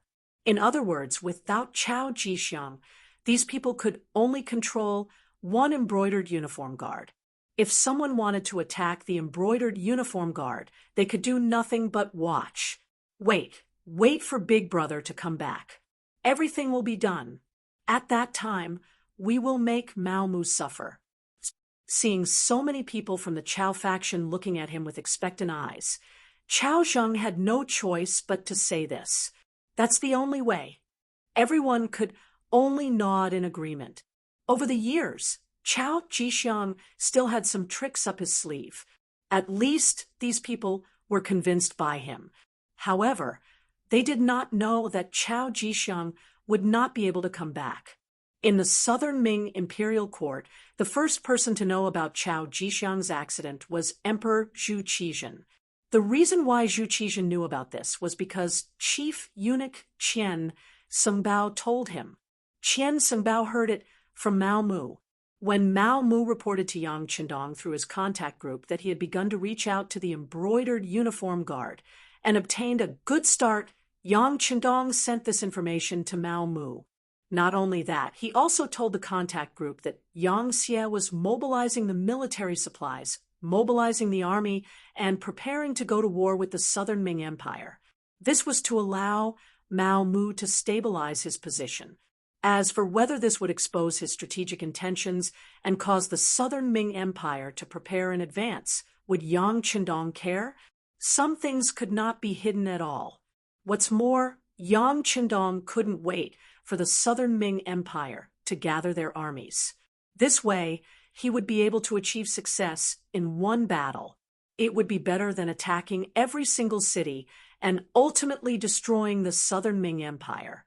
What Yang Qindong wanted was a rich and populous southern Ming dynasty, not a mess. From this point of view, it was undoubtedly better to give the southern Ming Empire time to gather their army and end the war with a big battle. What did you say? In the side hall, Zhu Qizhen's face was filled with shock. Then he reached out and grabbed Qian Sengbao's neck, questioning him loudly. Seeing Zhu Qizhen's eyes that seemed to be able to devour people, Qian Sengbao was truly frightened.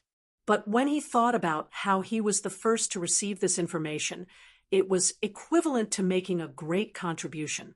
He was no longer afraid and repeated, "Your Majesty, the embroidered uniform guard has sent news that Eunuch Chao's matter has been exposed and has fallen into the hands of Bugnam of Gojoseon. Bugnam of Gojoseon obtained the imperial edict from Chao Jixiang's hands for Yang Shunming. Then, he used the excuse that the South Ming Empire wanted to attack him and prepared to attack the South Ming Empire. Right now, Qiqian City is transferring troops and supplies to Guangxi to accumulate strength." Zhu Qizhen's footsteps involuntarily took a few steps back when his hand loosened. He staggered and almost fell to the ground. Fortunately, Qian Sengbao reacted quickly and supported him. At this moment, Zhu Qizhen's mind was a mess. From Qian Sengbao's report, something really did happen to Chao Jixiang. Otherwise, Qian Sengbao wouldn't have said anything about the imperial edict. This was top secret. This Chao Jixiang was truly stupid. Didn't he say it before? If things didn't go well, he had to bring the imperial edict back safely. If not, he had to burn it. How could he let it fall into the hands of Yang Qindong? Now, with the imperial edict establishing Bugnam of Gojoseon in his hands, Yang Qindong had a righteous cause in his hands. He had a legitimate reason to make a move against the South Ming Empire. This was truly lifting a rock and smashing it on his own feet. Your Majesty, are you all right?" Qian Sengbao, who was afraid that Zhu Qizhen's anger would harm his body, hurriedly asked carefully after a while. Qian Sengbao's call brought Zhu Qizhen back to his senses. Then he rejoiced. Fortunately, he knew everything in advance. This way, he could immediately make some preparations. Thinking of this, he couldn't help but look at Qian Sengbao with a gratified expression and said, "Great companion, you did well in this matter. The embroidered uniform guard is also very capable. Now that something has happened to Chao Jixiang, have you thought of a successor?" Previously, when Mao Mu reported this matter to Qian Sengbao, he was truly shocked. Firstly, he was shocked that Chao Jixiang would be captured by Bugnam of Gojoseon. Of course, he was secretly happy in his heart. This meant that he had one less powerful opponent. Secondly, he was shocked that this news was actually known by Mao Mu so quickly. Could it be that the embroidered uniform guard really had such strength? But why didn't he see them as capable before? Seeing Qian Sengbao's puzzled expression, Mao Mu had already prepared an explanation and said, "Duke Qian, actually there are still many capable people in the disarming uniform guard. It's just that because Chao Jixiang eliminated dissidents and only knew how to make money, he was suppressed. Now that these people have obtained Duke Qian's support and have a certain amount of power, they naturally have to do their best. It's not a big deal to find out some things." Because of Chao Jixiang, Qian Sengbao didn't know much about the embroidered uniform guard's work. Thus, he didn't have any doubts after hearing everything from Mao Mu. Then, he patted Mao Mu's shoulder and said, "Not bad. You did well in this matter. Since something has happened to Duke Chao, then you can be promoted to the position of Vice Duke." "Many thanks, Duke Qian." Mao Mu was waiting for these words. Immediately, a banknote worth 220,000 was delivered to Qian Sengbao. Looking at the number on the banknote, Qian Sengbao's heart skipped a beat.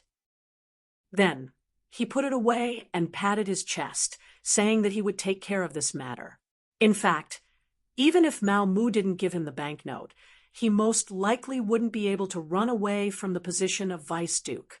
After all, Qian Sengbao was already the head eunuch. If he became the embroidered uniform guard's vice duke, then his power would be too great. Even the emperor would be afraid of him. Even if he couldn't take the position, he couldn't let others take advantage of it. It had to be known that other than Chao Jixiang, there was still the imperial horse eunuch, Kai Zhong, keeping an eye on him. Compared to the ambitious Kai Zhong, the obedient Mao Mu, who knew how to be filial to him, was more suitable. How could Mao Mu not understand this logic? However, he still gave the banknote. It was for the sake of making Qian Sengbao put more effort into recommending him. Using 200,000 taels of silver to settle the matter and obtain the position of Vice Duke of the Embroidered Uniform Guard was definitely not a loss. When the emperor asked, Qian Sengbao, who was already prepared, immediately said, "Your Majesty, have you forgotten? Didn't Duke Mao Mu, who served the Empress, become the Vice Duke of the Embroidered Uniform Guard? It must be said that he is quite capable. In such a short time, he has already managed the Embroidered Uniform Guard in an orderly manner. For example, this information was provided by him." Oh, he actually has this kind of ability. It seems that we have overlooked the talented person by our side. Since that's the case, Mao Mu is capable and loyal enough. Furthermore, he has the recommendation of the Vice Duke. Then, let Mao Mu take over the position of Vice Duke. Tell him that we look forward to his continued efforts and creating new achievements. This subject obeys. Qian Sengbao saw that he had achieved his goal and was naturally overjoyed. However, the worry on Zhu Qizhen's face did not disappear. He continued, "How about this? Pass down our decree and announce to the world that the previous Vice Duke of the Embroidered Uniform Guard, Chao Jixiang, stole our imperial edict and secretly stamped the imperial seal. The southern Ming imperial court will not recognize his actions, and neither will we." Zhu Qizhen acted shamelessly. Although smart people could clearly see what was going on, would a eunuch, even if he had some power, really dare to secretly write an imperial edict and stamp it with the imperial seal? However, seeing through was one thing. If Zhu Qizhen did not recognize it, at least he could salvage some of the influence. Mao Mu thus became the Vice Duke of the Embroidered Uniform Guard. Shun Nantang, Wu Ben, and the others were naturally overjoyed. Chao Zheng and the others' expressions were very ugly. Their backer, Chao Jixiang, had fallen into the hands of Bugnam of Gojoseon. It could be imagined that he would not return in this lifetime. As people of Chao Jixiang's faction, where should they go from here? Chao Zheng was the current commander of the Embroidered Uniform Guard. It seemed that he held great power. However, he was just a dog by Chao Jixiang's side, a chess piece. In the end, he was just an important chess piece. He was not a eunuch. Without an imperial edict, he could not enter the palace, let alone see the emperor. In terms of influence in the palace in front of the emperor, he was naturally far inferior to Mao Mu, who was originally the head of the eunuchs. Now that Mao Mu's position was above his, Chao Zheng was suddenly in a difficult position. He did not know what to do. Bow down to Mao Mu? The people of Chao Jixiang, who had always been proud, were not willing to do so. At least, Chao Zheng believed that he and the others still had the strength to fight. Thinking of the arrangements that his elder brother, Chao Jixiang, had made in the Embroidered Uniform Guard for more than 10 years, he decided to wrestle with Mao Mu. As long as he could control the entire Embroidered Uniform Guard at that time, he would not have to worry about Mao Mu not coming to talk to him. At that time, he would bow down and raise some conditions. Then, he would be able to regain the initiative. Chao Zheng told his thoughts to the other people of Chao Jixiang and received everyone's support. They were all grasshoppers on the same rope. At this moment, no one could escape. They could only try their best. However, they had imagined themselves to be too powerful, and they had underestimated Mao Mu too much. Without power, without an official position, and without a strong economic foundation like Mao Mu, the result of the struggle was inevitable. In particular, after the embroidered uniform guard learned that Chao Jixiang had been captured by Bugnam of Gojoseon, the people who had been suppressed immediately began to have ideas. At this time, Shen Nantang, Wu Ben, and the others began to recruit people. They gave money and official positions. It was easy to imagine who would be willing to work for the Chao Jixiang faction. Not long after, not only did the people who had been suppressed stand on Shen Nantang's side, the neutral people also stood on Shen Nantang's side. Even some of the unimportant people in the Chao Jixiang faction began to have ideas and came to seek refuge. Moreover, they were not empty-handed. They had all sorts of evidence of corruption in the Chao Jixiang faction. Everyone kicks a man who is down. After nearly a month, the embroidered uniform guard began a bloody purge. Anyone who was a member of the Chao Jixiang faction or was related to the Chao Jixiang faction in the end became the target of the purge. Mao Mu was beginning to prepare for Yang Xie's entry in advance. He wanted to give Yang Xie a team that could fight, not a person who only held a position and did not do anything. Chapter 1665. The chaos within the embroidered uniform guard naturally didn't escape the eyes of the ministers, so they happily clapped their hands. For a long time, the existence of the embroidered uniform guard was like a sharp arrow suspended above the heads of the ministers, making them endlessly afraid. After all, you can guarantee that you won't make a mistake, but can you guarantee that your family won't make a mistake? If the embroidered uniform guard wanted to deal with you, they could always find your weakness. If it was light, they could blackmail you. If it was heavy, they could send you to the imperial prison. Who knew how many officials had fallen into their hands because of this? High and mighty officials had become prisoners. Now, the embroidered uniform guard was in chaos. They could relax and not be so afraid. Because of this, during this period of time, many ministers had reported the benefits of the embroidered uniform guard. They wanted to use their own advocacy to make the embroidered uniform guard last longer. It would be best if they crippled their own martial arts and got rid of this department for a long time. Zhu Qizhen saw so many ministers agree and compared himself to Yao Shun, saying how wise he was. In addition, Mao Mu really didn't have any thoughts.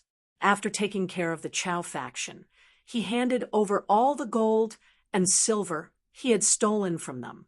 He actually collected 2 million taels of silver, making him endlessly happy. What was wrong with the emperor? He also needed money. As long as he had money, his subordinates would be willing to work for him. Only then would he be able to achieve fair rewards and punishments.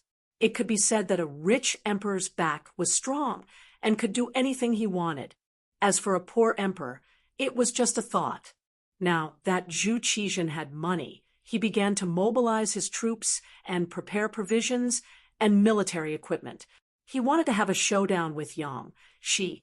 At this time, Qian Sungbao reported that the embroidered uniform guards director, Mao Mu, wanted to see him. He said that he had something important to report to the emperor. At this time, after Mao Mu unified the embroidered uniform guard, he began to bare his fangs. He slowly went past Qian Sungbao to report to Zhu Qizhen. This was the first time he tried to sound him out, so Mao Mu wasn't too anxious. Instead, he wrote some of the contents of his report to Qian Sungbao. When Qian Sungbao saw the report that was nearly a foot thick, he knew that he couldn't do this. He could report according to the text, but once it involved specific matters, if the emperor asked a detailed question, he couldn't answer. Thus, he took the initiative to ask Mao Mu to personally report to him. Faced with Qian Sengbao's request, Mao Mu naturally rejected it. He even said that he was Qian Sengbao's subordinate, so how could he report to the emperor without his permission? This was impossible. Mao Mu's attitude made Qian Sengbao very satisfied, and he immediately confirmed what he wanted to report. This led to today's events. The recent work of the embroidered uniform guards had been very effective. Not only did they win the reputation of the officials, but they also earned money. Zhu Qizhen had long wanted to call Mao Mu to encourage them. However, his great companion, Qian Songbao, said that Mao Mu was very busy, so he gave up the idea. Now that the other party had come knocking on his door, of course he had to meet him. In the Qinzheng Hall, Mao Mu saw Zhu Qizhen, sitting high on the dragon throne. He also saw Qian Songbao standing to the side with a smile on his face. For some reason, he always had a feeling that behind that smile was a hidden killing intent, as if he did not perform well, the other party would come to settle the score with him. Mao Mu knew his own strength very well. Although he had taken control of the embroidered uniform guards, he had been silent for too long. If he wanted to fight Qian Songbao head-on, his strength was still not enough. Now that he still needed to rely on the other party, he naturally knew what to do next. First, he respectfully knelt on the ground and kowtowed, shouting "Long live." After Zhu Qizhen asked him to stand up, he stood up and gave a detailed report on the performance of the ministers. Especially those officials who went to Yangxia, their actions were reported by Mao Mu in detail. At first, Zhu Qizhen still had a smile on his face. He could feel that Mao Mu's work was very detailed, which made him very happy. He was excited that he had found another talent. However, as Mao Mu reported more and more, he began to lose his cool. Especially after hearing so many officials talk about how powerful Yangxia was, and how he could not defeat them, his face turned black. He knew that Yangxia would not be so kind as to let the officials go to Tsuxian City for free. However, when he considered that Yangxia was indeed powerful, there were many things that could be learned. In addition, his arrogance caused trouble. In Zhu Qizhen's heart, Yingtian Prefecture used to be the capital of the great Ming dynasty. Later on, it became the capital. The prosperity here was not something that a deserted island could catch up to in a short time. He wanted to see Yang Qindong make a fool of himself and let everyone see the difference between the two sides. In order to calm the hearts of the officials, he agreed to send the observation team. However, ever since the Crown Prince's junior tutor, Minister of War Kuang Yi, was chased back early and heard about what happened in Yangxia, he felt that things were going to go south. He hurriedly gave an edict to end the observation team early. He thought that since the time was too short, it should not be a big problem. During this period of time, he was preparing for war and did not care so much about it. Now that he heard Mao Mu's report, he knew that the attitude of the officials under him had changed greatly. Following Mao Mu's report, these officials actually compared Crimson City to a heaven-like existence and even exaggerated the strength of the Yang faction. There were even people who were pessimistic and said that if the Southern Ming Empire fought with the Yang faction, they would definitely lose. This was disrupting the morale of the army. Even if these people were killed, it would not be enough to vent his anger. Zhu Qizhen was angry. Investigate. If there are any unfavorable words, investigate them thoroughly. As you command, Mao Mu hurriedly replied. However, he did not leave immediately. Instead, he raised his head and gave Qian Sengbao a meaningful look. After Qian Sengbao received the signal, he hurriedly bowed and said respectfully, "Your Majesty, I'm afraid that just investigating is useless. Some people will not shed tears until they see the coffin. If we allow them to develop, I'm afraid that before the army even leaves, the morale of the army will already be broken. How can we win then? As the saying goes, special times call for special measures. Yes, Dehu is right. Right now, the southern Ming dynasty is facing a matter of life and death. We cannot be soft-hearted. If we investigate them, we will lock them up and deal with them. However, you must remember that we must have evidence. We cannot catch the wrong person, Zhu Qijin said, as if he had just realized something. This was the result that Mao Mu wanted. After saying, "As you command," he left the side hall. For Qian Sengbao to stand up at this time, it was naturally the result of discussion. In Mao Mu's words, this was a good opportunity to accumulate wealth. Those officials were all rich people. As long as they caught them, they would not have to worry about not having enough money to ransom them. In short, this time, they had to make the officials bow their heads to the eunuchs. Qian Sengbao was 100% in favor of Mao Mu's suggestion. Ever since the defeat of the Tumu Castle because of Wang Zhen, the eunuchs had always been the target of the officials. If Zhu Qijin did not like the eunuchs, they would have no way to survive if it was an emperor. As the chief eunuch, Qian Sengbao had always been careful. He was afraid that if he did something wrong, it would cause the officials to impeach him. Now that he finally had a chance to fight back, he would definitely seize the opportunity. Thus, the officials were originally clapping and cheering as they watched the embroidered uniform guards fall into chaos. However, they could not be happy because after the embroidered uniform guards had a unified leader, they began to target them. On the day that Mao Mu left the Qingjing Hall, 4 officials had their homes searched by the embroidered uniform guards. Among them, 1 was a 4th-rank official and 3 were 5th-rank officials. Although their ranks were a little low, it was already a clear signal. Soon, news spread from the palace. This was the start of the operation after Mao Mu, the new embroidered uniform guards, reported to the emperor. However, it was also said that Mao Mu only said that he wanted to investigate. It was Qian Sengbao who suggested to arrest the eunuchs. He also said that special times called for special measures. These officials did not dare to scold the emperor, but Qian Sengbao was just a eunuch. They did not have any scruples. For a moment, curses were heard everywhere. The impeachment memorials were as numerous as the hair on an ox. They covered the dragon table. Qian Sengbao was really angry. He first severely punished the eunuchs who were on duty in the Qingjing Hall that day. After killing 3 and seriously injuring 9, he did not get anything out of them. But it did not matter. Things had already come to this. Qian Sengbao was determined to go all the way and teach these officials a lesson. He immediately sent someone to inform Mao Mu to increase the intensity. In short, he wanted the civil officials to bow their heads to him, the chief eunuch. Otherwise, the arrest would not stop.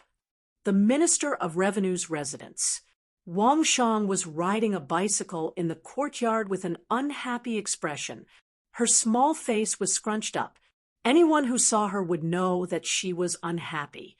Ever since returning from Suxian City, Wang Jiqing had been riding a bicycle through the capital's streets and alleys.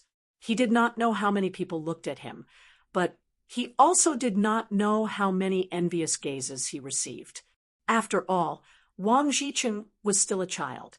His desire to show off was at its peak. Thus, he rode the bicycle even faster. In addition, the children of the other officials had also bought 4 bicycles. They traveled with 5 bicycles, which attracted a lot of attention. As the younger sister, Wang Shang was naturally unhappy. She also had a share of the money used to buy the bicycles. Moreover, she had borrowed quite a bit from her sisters. Why should her brother take all the fruits of victory for himself? She acted coquettishly and persuaded Wang Jiqing in every possible way. In the end, Wang Jiqing had no choice but to agree to lend the bicycles to her for 3 days after half a month of riding. Although it was only 3 days, Wang Shang was already very satisfied. After all, in this era, women were mostly in a subordinate position. It was impossible for them to enjoy true fairness. She scratched her fingers day after day. Finally, when it was time for her to use the bicycles for 3 days, her grandfather suddenly had the servants close the courtyard doors after the morning court session. He also said that no one in the family was allowed to leave without permission. Chapter 16, 66. Wang Shang couldn't accept this. She had already asked her friends to ride the bike together, and she wanted to show off like an older brother. How could she be happy when her plans were disrupted? After riding a few laps around the courtyard, Wang Shang felt that she had completely adapted to the bicycle and could ride it with ease. Then, she carefully went to the back door of the manor with her personal maidservant. As the young master, she ordered the servants to open the door and went out into the streets. Wang Shang could finally ride the bike on the streets. She could feel the envious gazes of the passers-by, especially those who looked like scholars. They pointed at her from afar and looked at her with yearning. She immediately felt proud, like a general who had just won a battle. However, the good times didn't last long. A few burly embroidered uniform guards suddenly rushed out from the side of the street and blocked Wang Shang's path. The sudden braking caused Wang Shang to almost fall to the ground. Then, she shouted unhappily, "Good dogs don't block the road."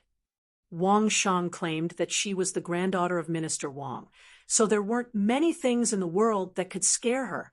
She thought that the embroidered uniform guards would immediately retreat after she shouted her name. She didn't expect that she and her bike would be arrested after she said her name. Only her maidservant was left standing on the ground and crying anxiously. Wang Shang was quickly brought to the embroidered uniform guard's office after she was arrested. Her bike was detained, and she was also arranged to a small room so that she could explain her views on Crimson City. Her identity seemed to have worked because the embroidered uniform guards smiled and guided her. "Miss, you've been to Crimson City before, so you must know where it is. I heard that you're quite good at writing. Can you write it down? If you write well, not only can we let you go, we can also give you a bike. How about it?" Wang Shang didn't like the embroidered uniform guards because of her grandfather. However, when she heard that she could get a bike if she performed well, she was tempted. She didn't want to borrow a bike from her brother. It would be great if she could have one herself. She immediately asked, "Do you really have a bike?" "Of course. Our Imperial Secret Service is very capable. It's just a bicycle." Luo Zhu, who was wearing a commander's uniform, said with a smile on his face, "All right, bring me a pen and paper." For the sake of a bicycle, Wang Shang was willing to go all out. As for what would happen if these embroidered uniform guards lied to him afterwards, wasn't that simple? He could just complain to his grandfather. He didn't believe that they weren't afraid of the Minister of Revenue. Wang Shang was indeed from a scholarly family. It didn't take him long to write an essay. Although it wasn't particularly beautiful, the sentences were smooth. Especially when he described the beauty of Crimson Castle, his strokes were divine. The description was quite good. Wang Shang also played a little trick. As if she was afraid that the other party would not think highly of her essay, she even added some sentences about her grandfather, Wang Zhua, in her essay. Her intention was very simple. She wanted to tell the other party about her identity and not to look down on others. If there were any benefits, they had to share it with her. Satisfied, Luo Zhu left. He told Wang Shang that he still needed to report to the higher-ups to see if the essay was up to standard. Then, they would consider rewarding him with a bicycle. Wang Shang was so happy that she urged him to hurry up. With this essay in hand, Luo Zhu went to find Shen Nantang, who had become a commander of the Imperial Secret Service. After the Chao family was expelled from the Imperial Secret Service, the people who had followed Mao Mu from the beginning were promoted. For example, Luo Zhu was promoted to a 4th-rank commander, and Shen Nantang was promoted to a 3rd-rank commander. Shen Nantang looked at Wang Shang's essay and couldn't bear to see it. Wang's reputation among the people was quite good. He wasn't greedy and didn't form factions. He was one of the few good officials in the southern Ming dynasty. However, there was no other way. It was eunuch Mao Mu's idea to trap the Wang family. Now, no one in the Imperial Secret Service dared to question eunuch Mao Mu. Mao Mu's status and influence in the Imperial Secret Service was far greater than Chao Jixiang's. This was all because Mao Mu thought about everyone and was willing to spend money.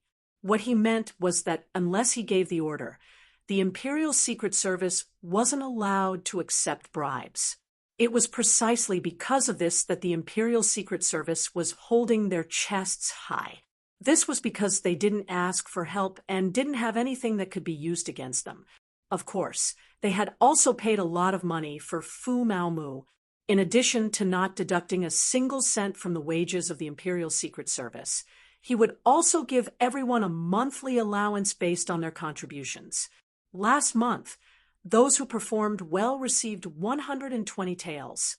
For the Imperial Secret Service, this wasn't just enough to feed their families. It was already a source of income.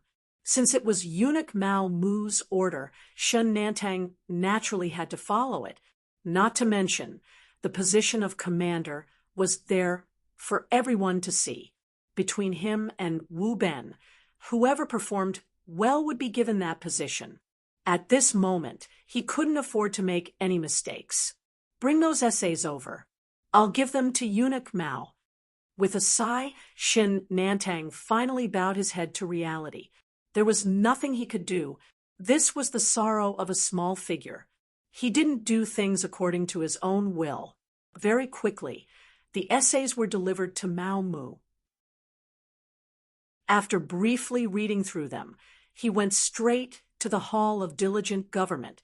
After this period of hard work, he now had the qualifications to report to Zhu Qizhen alone.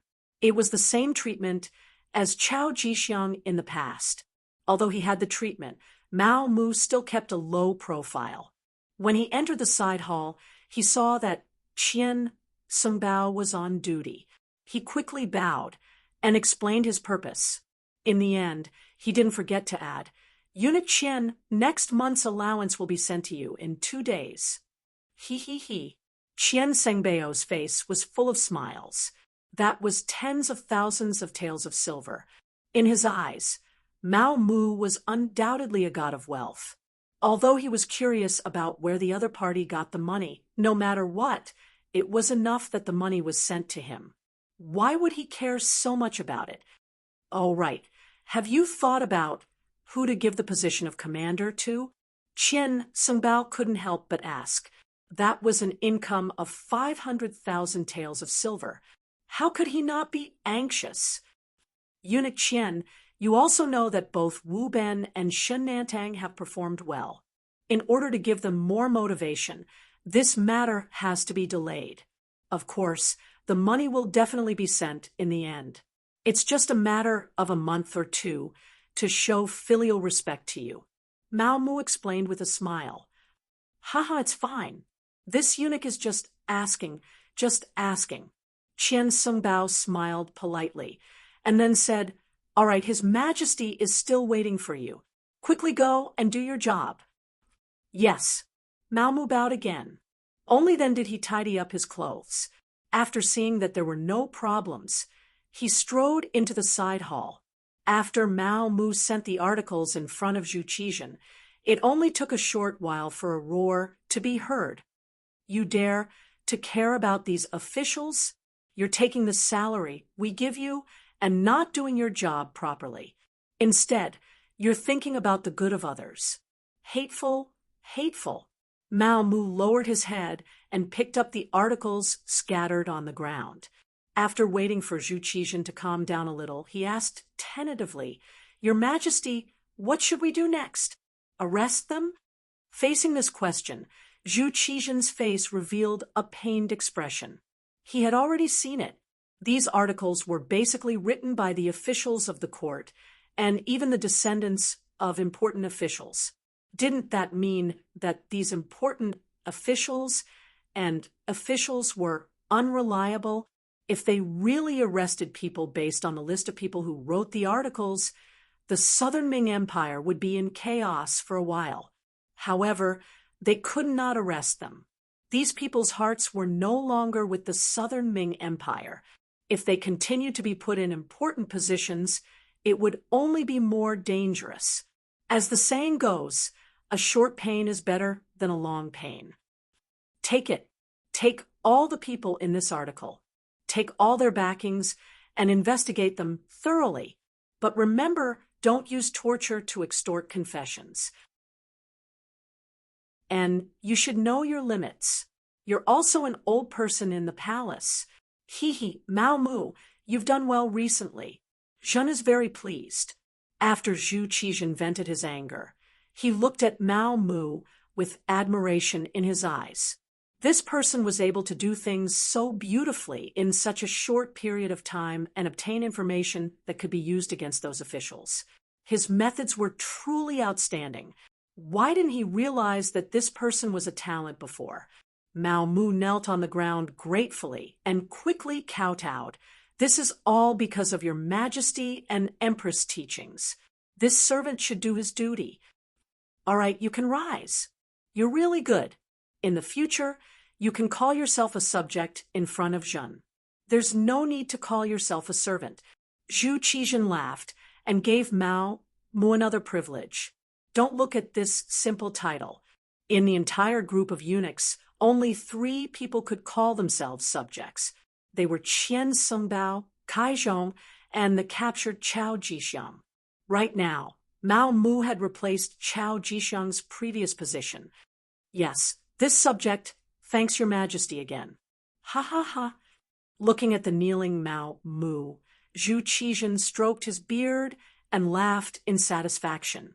After leaving the palace and receiving the imperial decree, Mao Mu was in high spirits. No one knew better than him that the people who were captured this time were all capable officials of the Southern Ming Empire. In other words, once these officials were imprisoned, it was equivalent to the Southern Ming Empire's political power collapsing by half. This was greatly beneficial for the Yangtze's next move against the Southern Ming Empire. At the same time, the official residence of the Ministry of Personnel had already become chaotic. Wang's was most beloved granddaughter, Wang Shang, had mischievously walked out of the residence and was caught by the embroidered uniform guards on the streets. When the accompanying servant girl came back to report, bursts of crying rang out in the manor. Wang Shang's mother, Wang Zhangshi, was the one crying the loudest. Her crying made Wang's was eldest son, Wang Shang's father, Wang Guang, who was currently serving in the Ministry of Personnel, extremely anxious. Wang's quickly found out about the commotion here.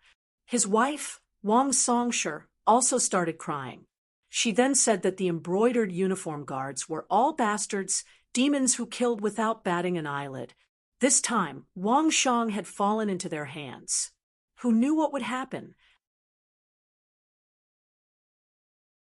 Chapter 1667. Compared to the woman who only knew how to cry, Wang's was clearly much calmer. If it were in the past, he would definitely be very nervous when the embroidered uniform guard captured his family. He knew that the embroidered uniform guard was best at listing crimes. When they wanted to deal with a person, they would often use all kinds of methods. Even if there was no crime, they would put the blame on the person, causing many unjust and wrong cases. This was also the reason why the officials disliked and hated the embroidered uniform guard.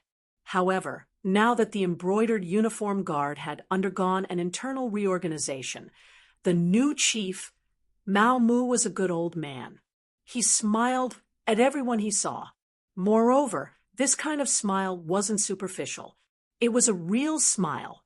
Because Wang Zhuo often went to the palace, he had met him twice. Both times, the other party was very respectful. This was something that Wang Zhuo, who boasted that he had seen countless people, could clearly feel. The embroidered uniform guard had changed its leader, so its style should also change. Even so, the outcome of Wang Shang's capture might not be so bad. Wang Zhuo comforted himself in his heart. He was still wondering if he should go to the palace or directly ask the embroidered uniform guard for Wang Shang. With his status as a minister, in addition to his influence and seniority in the court, Mao Mu would definitely give him face. However, he was a minister after all, and had been a minister for several dynasties. In terms of calmness, he was still good. He still wanted to see the situation before making a decision. He didn't want to give up his old face to beg for help so quickly. He still wanted to, there was no need to think. Before Wang Zhuo could make a decision, the embroidered uniform guard had already arrived. First, they surrounded the prince's residence. Then a group of people jumped in through the door. The servants watching the house were so frightened that they knelt on the ground, not even having the courage to stop them. Compared to before, the current embroidered uniform guard brothers had undergone a huge change. They didn't do the dirty work of extortion and framing anymore. With money, their abilities could be put to use. The current embroidered uniform guard no longer muddled along and waited for death. Each of them was an expert and very brave. More importantly, Mao Mu no longer deducted everyone's salary. He also did his best to satisfy the embroidered uniform guard brothers in terms of equipment. In the past, because of the lack of money and the greed of the Chow family, the low-level members of the embroidered uniform guard often didn't even have the money to change their clothes. Therefore, sometimes they would wear tattered flying fish suits to carry out missions to make people feel to look very down and out. Unlike now, the flying fish suits are all over the place. Since they were in a good mood, their complexion was good, and they were all skilled in martial arts. As soon as they appeared, they gave me a feeling of elites and a murderous aura. Frightened by the embroidered uniform guard's imposing manner, no one dared to stop them.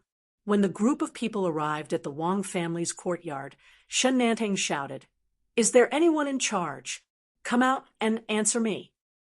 This time, Shen Nantang came to the prince's mansion to invite Minister Wang. This was enough to prove that the embroidered uniform guard valued this minister. Soon, the sound of footsteps could be heard. The members of the Wang clan's various courtyards, including the servants, and guards, all walked out. Walking at the front was an elderly man, but judging from his calm footsteps, although this person was very old, his aura and spirit were still very strong. Needless to say, only the Minister of Revenue, Wang Zhuo, could have such an imposing aura in the prince's residence. Wang Zhuo walked straight until he was 5 or 6 steps in front of Shen Nantang and the others. Then he said in a voice that was neither servile nor overbearing, "This official is the Minister of Revenue, Wang Zhuo. May I know your name?" Shen Nantang naturally knew Wang Zhuo. The embroidered uniform guard had detailed information about these important ministers. Therefore, when he saw the person in charge, he first cupped his hands and bowed. Then he put down his hands and put his right hand on the embroidered spring saber at his waist, saying, "Minister Wang, this humble one is the embroidered uniform guard's Minister Shen Nantang. This time, I am acting on imperial orders. I hope Minister Wang can cooperate." As he spoke, Shen Nantang took out a secret order and presented it in front of Wang Zhuo. Reaching out to take it, his eyes fell on the secret order. Seeing that it was the emperor's decree and was stamped with the imperial seal, he knew that the matter could not be changed. Wang Sua's brows were tightly knitted together. Then he sighed and said, "Since you are acting on the emperor's orders, this old man will naturally cooperate and go with you. However, my family is innocent. Please don't make things difficult for them. This is natural. Nowadays, the embroidered uniform guard does things according to the law. As long as Minister Wang cooperates, your family will naturally not have to worry." Shen Nantang immediately guaranteed. Hearing Shen Nantang's words, Wang Zhou nodded and then stretched out his hands, saying, "Then this old man will go with you." "Father, grandfather, master." For a moment, the shouts came one after another. Then, uncontrollable cries came from the courtyard. Clearly, everyone could see that this time, the embroidered uniform guard had come to capture Wang Zhou. Without this pillar of support, half of the Wang residence would collapse. "What are you crying for?" "This old man is just being asked to assist in the investigation. It's not like I have already been convicted." Wang Zhou was not satisfied with his family's performance. His gaze fell on his eldest son, Wang Guang, and said, "Guang, our father is not here. You have to take care of the family. Take care of your mother, brother, and children." "Yes, father, don't worry," Wang Guang also said with tears in his eyes. "Okay, let's go." Wang Zhou knew that at this time, it was meaningless to say anything more. It was better to leave immediately. He said to Shen Nantang, "Shen Tongji, let's do it." Seeing that Wang Zhou was very cooperative, Shen Nantang's eyes showed that he could not bear to see him like this. "There's no need to use tricks. This official believes that Minister Wang will cooperate with us." This meant that he did not need to be shackled. Wang Zhou thought for a moment and threw a grateful look at Shen Nantang. After all, it would be very embarrassing to be shackled in front of his family. This was the last shred of dignity that he had left. Wang Zhou left. The group of embroidered uniform guards did, as Shen Nantang said. They did not make things difficult for the people of the Wang residence. They did not even leave people to keep an eye on them. The people of the Wang residence were free to enter and leave. If Wang Zhou had not been taken away, perhaps everyone would have thought that it was just a dream. After Wang Zhou left, the eldest son, Wang Guang, sent people to take good care of his mother, Wang Songshi. He also arranged for the guards and parents to guard the courtyard. Then, he hurriedly left the residence with people. He wanted to move around and find the officials that were on good terms with his father, as well as other ministers, to see if there was any way to save the situation. However, Wang Guang was destined to be disappointed, because on this day, not only was his father taken away by the embroidered uniform guards, many important officials in the court were also taken away. Among them were the Minister of Appointments Chen Sun, the Minister of Rights Xie Chong, the Minister of Justice Xiao Xian, and so on. For a moment, the capital was in chaos. The officials were also in danger. They constantly sent people to find out what had happened and whether the embroidered uniform guards would continue to take people away. In the palace, Mao Mu became the most popular person. Anyone who had some connections with him would send people to inquire about the situation. As for himself, he was drinking tea with someone in a small courtyard in the palace. Across from Mao Mu sat a eunuch wearing an official's robe. His dark eyes had already swept over Mao Mu countless times. Mao Mu hated this kind of unrestrained gaze. However, he knew that now was not the time to fall out with the eunuch. At the very least, the opportunity was not ripe yet. Across from him sat one of the three great eunuchs of the southern Ming dynasty, Kaizhong, who controlled the Imperial Horse Directorate. At the same time, he was also one of the eunuchs in charge of writing. He was the kind of person who could be summoned by the emperor at any time and had the opportunity to serve him at any time. It was precisely because of Kaizhong's relationship that he could reach the heavenly court that Mao Mu was very polite to him. He even had to bow to him as a junior. After all, in terms of age and experience, Kaizhong was indeed much stronger than him. Only a chief eunuch like Qian Sungbao would not be at a disadvantage when facing him. Good tea. Mao Mu quietly flattered him, breaking the somewhat awkward atmosphere. Drink more of this good tea. When we leave in a moment, I will send someone to deliver some to you, Sir Mao. Kaizhong smiled. However, when others saw this smile, they couldn't help but feel a wave of goosebumps. Many thanks, Sir Kai. However, I don't know if Sir Kai has summoned Mao Mu for something. Mao Mu didn't want to believe that Kaizhong would be so kind as to invite him to drink tea. He definitely had something to say. At the very least, he really couldn't figure out what it was. AI, how could I dare to order you? Sir Mao is currently the Emperor's favorite. I can't wait to curry favor with you. How could I dare to order you? Sir Kai is too kind. This humble one is truly unable to accept it. Mao Mu smiled and returned Kaizhong's gaze with a soft glare. Although in terms of experience, he was indeed inferior to Kaizhong if Kaizhong wanted to step on him. He had the power to resist. With Empress Qian's approval and trust, in addition to the power he held in the embroidered uniform guard, Kaizhong couldn't do whatever he wanted. Kaizhong naturally understood this point. That was why he called Mao Mu over to discuss this matter and invited him to drink tea. He wasn't like the other eunuchs, who could just directly give him orders.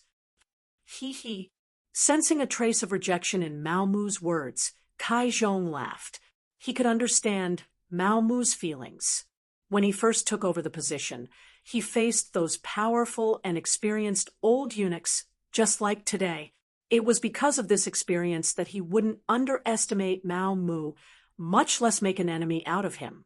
He clearly understood what it meant to be a newborn calf that wasn't afraid of a tiger. Moreover, there was still Qian Sunbao, the head eunuch. It wasn't time for him to compete with Mao Mu. That would only benefit others. He didn't have any intention of exploiting Mao Mu. On the contrary, he was here to befriend him. He believed that after today's matter, he would definitely maintain a good relationship with Mao Mu, at least on the surface. Sir Mao, actually, I invited you to drink tea this time because I have a request. AI, Sir Kai is really making things difficult for this humble one.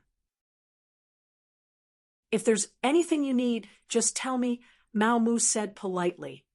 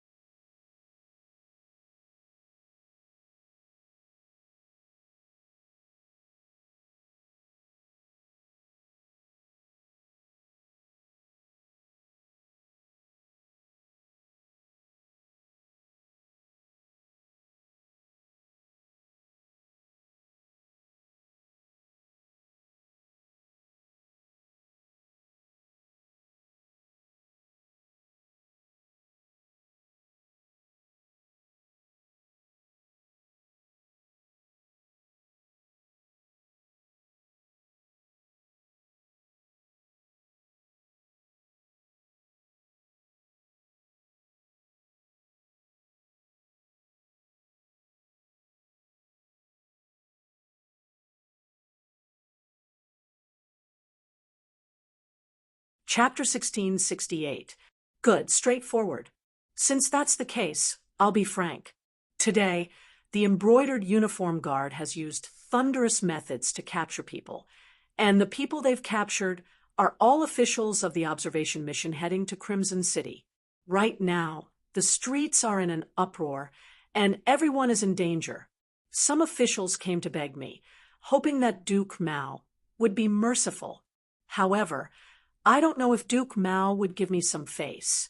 Of course, I understand the rules and won't make things difficult for you. The so-called understanding the rules naturally meant giving benefits. Mao Mu was very clear on this point. It was still the same sentence. What was the point of the eunuch turning into this androgynous appearance? Wasn't it just to earn more money? With money in hand, anything was worth it, and there was nothing to fear.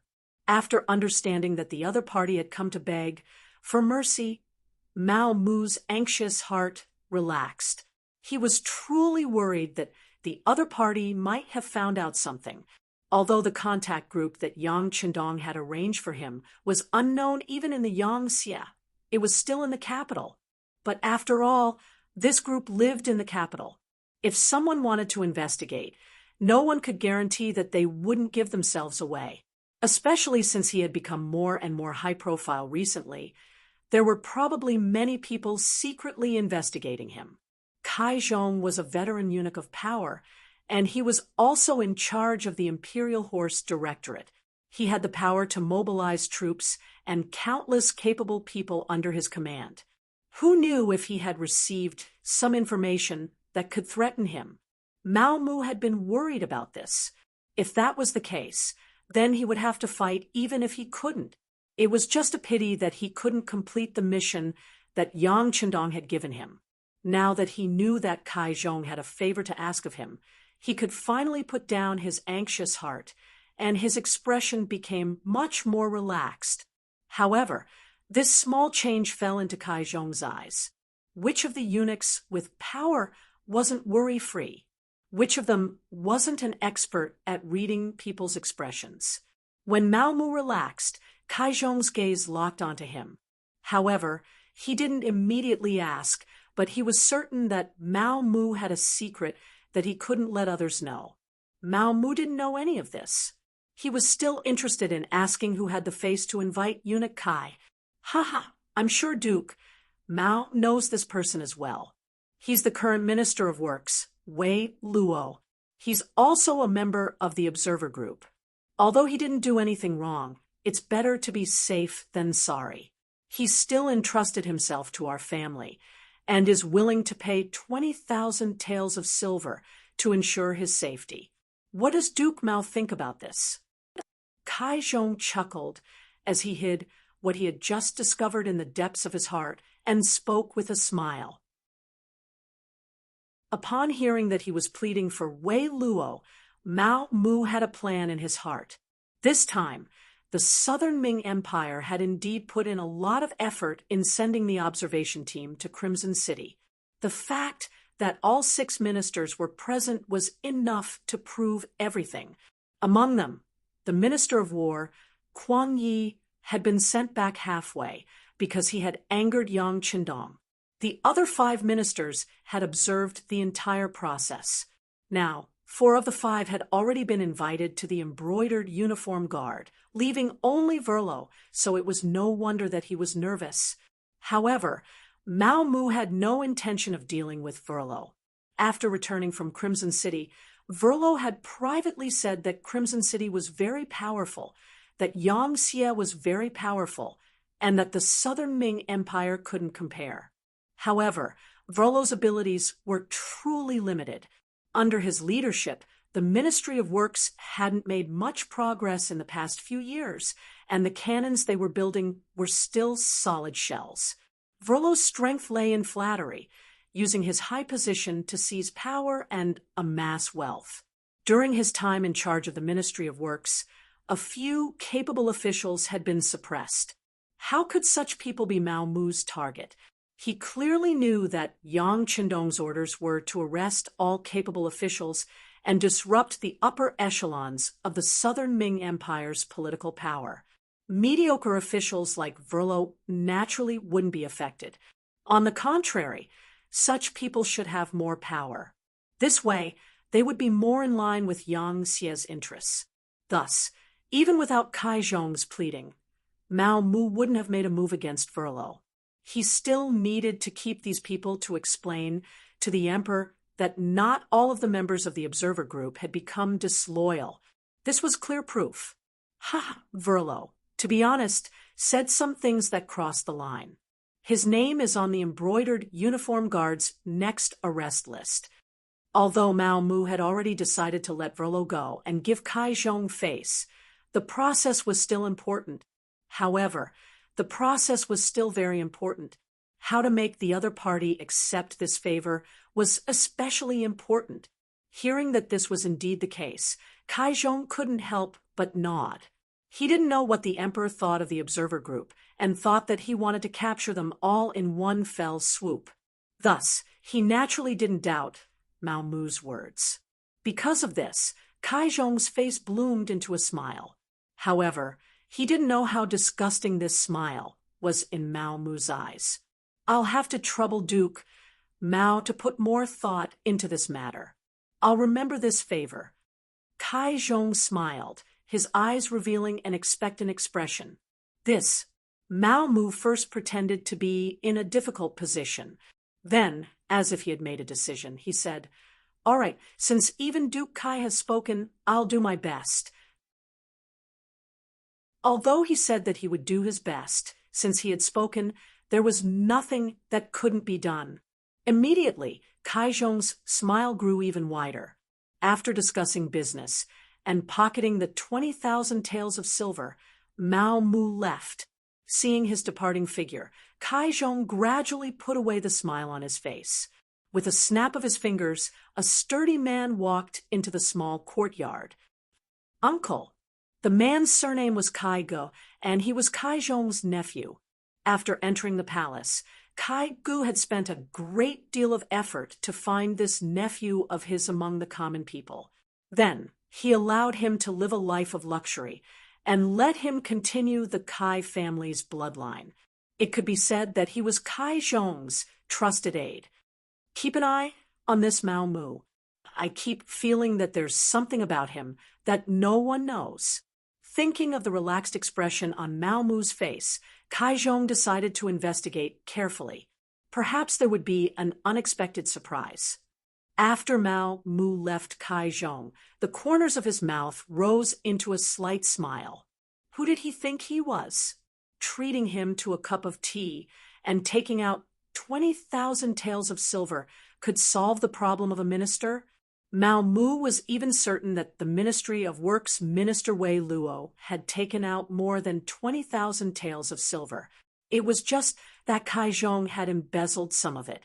This was even better. He could kill two birds with one stone. He thought about how to deal with Kai Zhong. He had a feeling that the other party's smile was sinister and vicious, like a poisonous snake that would bite in the dark. If he wasn't careful, he could be poisoned to death. The existence of such a person was definitely a hidden danger to his plan. If possible, he had to get rid of him first.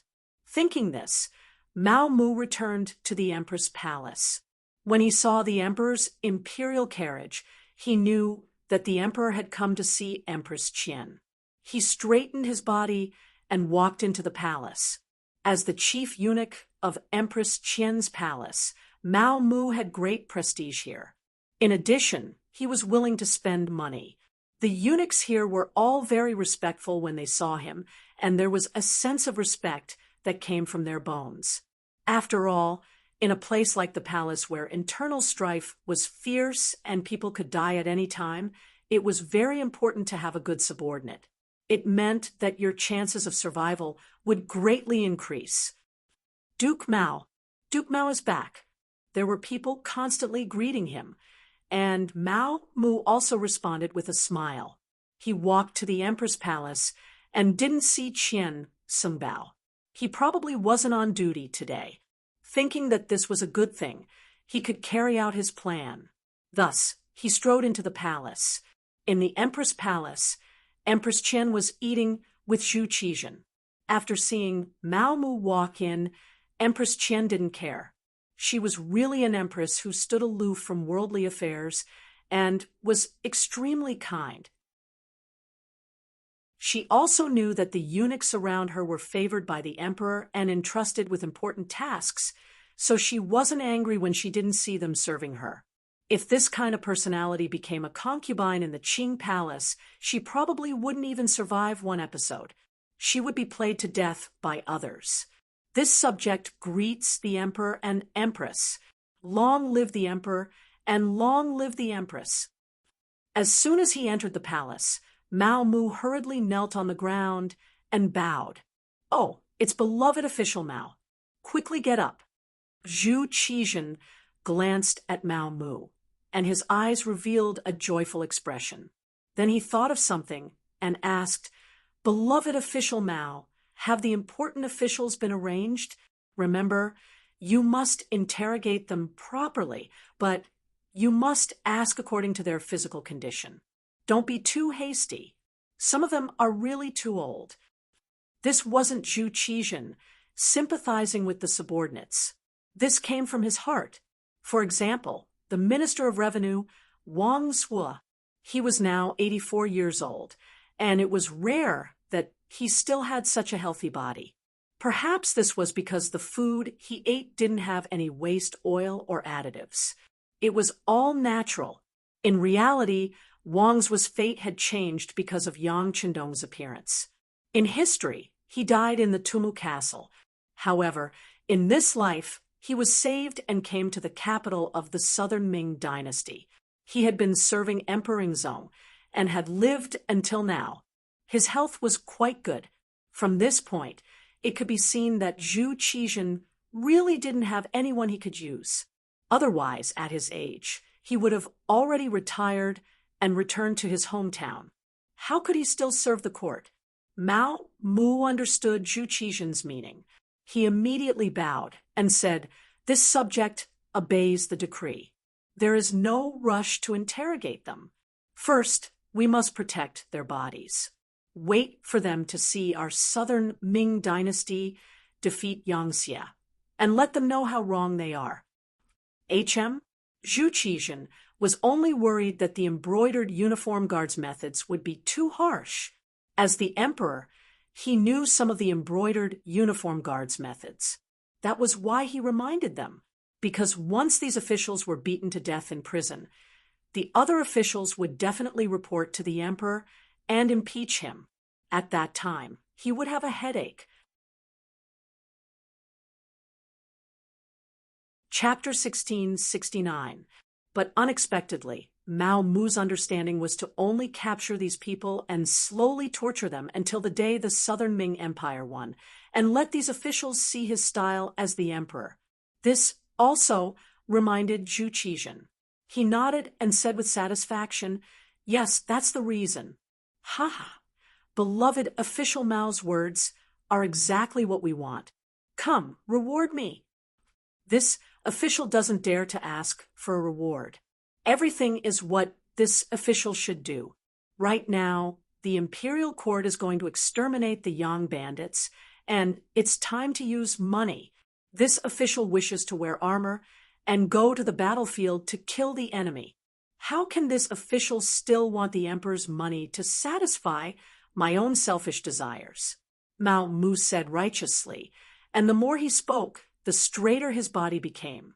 Zhu Qizhen was very moved. "Good, you have ambition.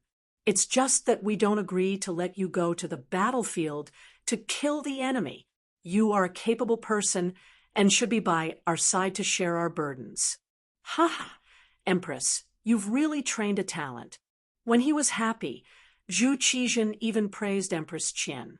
Seeing Zhu Qizhen smile, Empress Qian was also very happy. She said, "All of this is the emperor's good fortune. The heavens bless the imperial family, and the emperor has a good eye for people. It has nothing to do with this concubine." Ha ha ha. After being flattered by the empress, Zhu Qizhen's mood became even better. He was happy to have such a confidant and a capable subject. However, what made Zhu Qizhen even happier was that Mao Mu once again knelt on the ground and bowed. Reporting to the emperor, this official made a small mistake just now. Just now, eunuch Kai Zhong found this official. Next, Mao Mu recounted what had happened just now from the beginning to the end. Finally, he took out the 20,000 taels of silver and presented it in his hand. This official doesn't know if what I did was right, because Minister Wei is indeed innocent. However, when I thought that if I refused to accept this money, the other party would inevitably think too much, and I would not be able to work for the emperor with peace of mind. In order to calm the people, I accepted it. Now, I am willing to hand over all of the money. This way, there will be more brave warriors on the front lines. Good, good. This time, Zhu Qizhen was so happy that he said good twice. The way Mao Mu handled matters was indeed to his liking. Not only would he be able to appease the fear in the officials' hearts, but he would also be able to collect the silver to fill the treasury. Wasn't this the best of both worlds? Most importantly, this matter didn't need to be reported. Neither Kai Zhong, who was the middleman, nor Wei Luo, who carefully handed over the silver, would tell anyone about it. However, Mao Mu still reported the matter to him. Wasn't this a sign of loyalty? Mao Mu's indifference towards 20,000 taels of silver proved that he was not greedy. Handing over the money in full proved that the other party was worried about national affairs. Wasn't this kind of loyal and capable eunuch exactly what he needed the most? Speaking of which, Zhu Qizhen's personality was somewhat of a perfectionist. He always wished that the people around him were made of stone, that they could not eat or drink, but they could fight on horseback and rule the country as soon as they dismounted. But where in the world could such a perfect person be found? He used to think that Wang Zhen was such a person, but reality proved that he was wrong. Later on, he believed that Qian Songbao, Chao Jixiang, and Kai Zhong were such people. However, after some observation, they all had their own shortcomings. Now that Mao Mu had jumped out, he realized that he had found the ideal candidate. Now, he only hated that he hadn't discovered this kind of talent earlier. He had been forced to waste more than 10 years in the palace.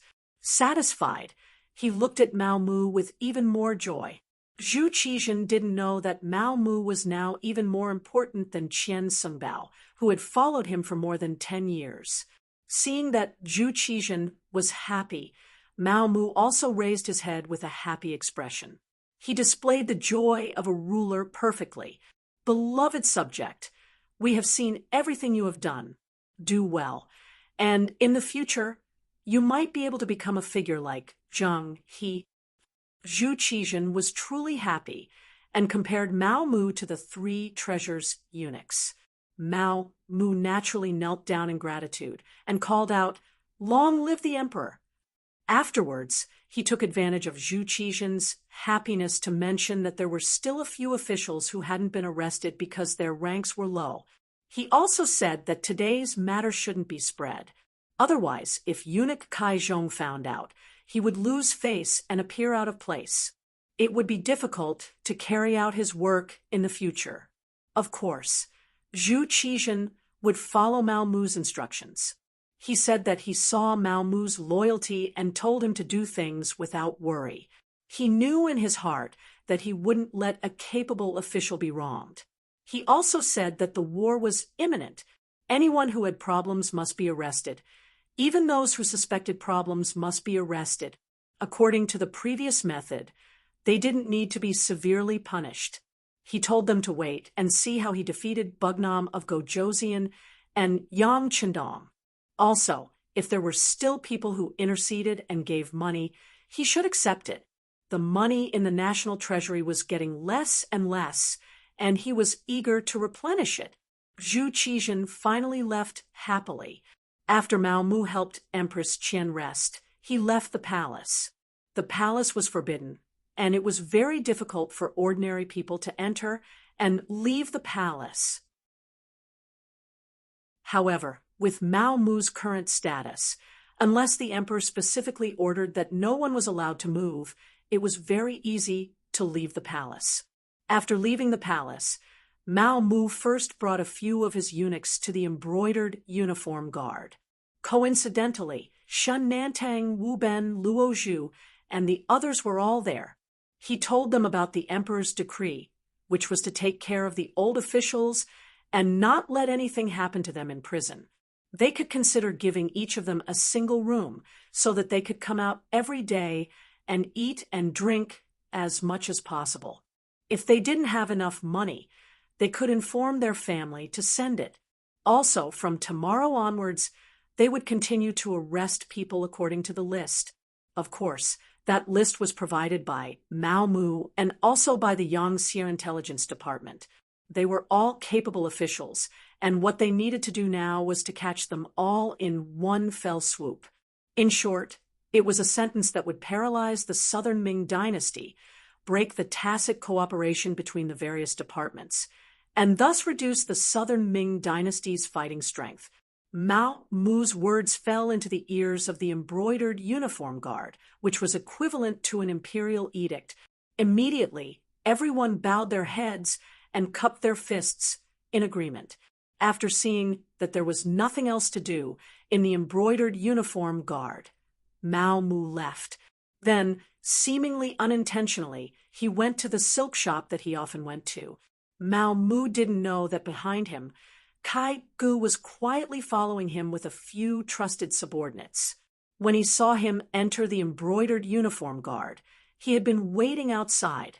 When he saw him come out and didn't immediately return to the palace, he followed him. Mao Mu was still a little inexperienced, and the results he obtained during the day made him a little arrogant. Right now, he was anxious to report all of this to Bugnam of Gojoseon and receive praise and recognition.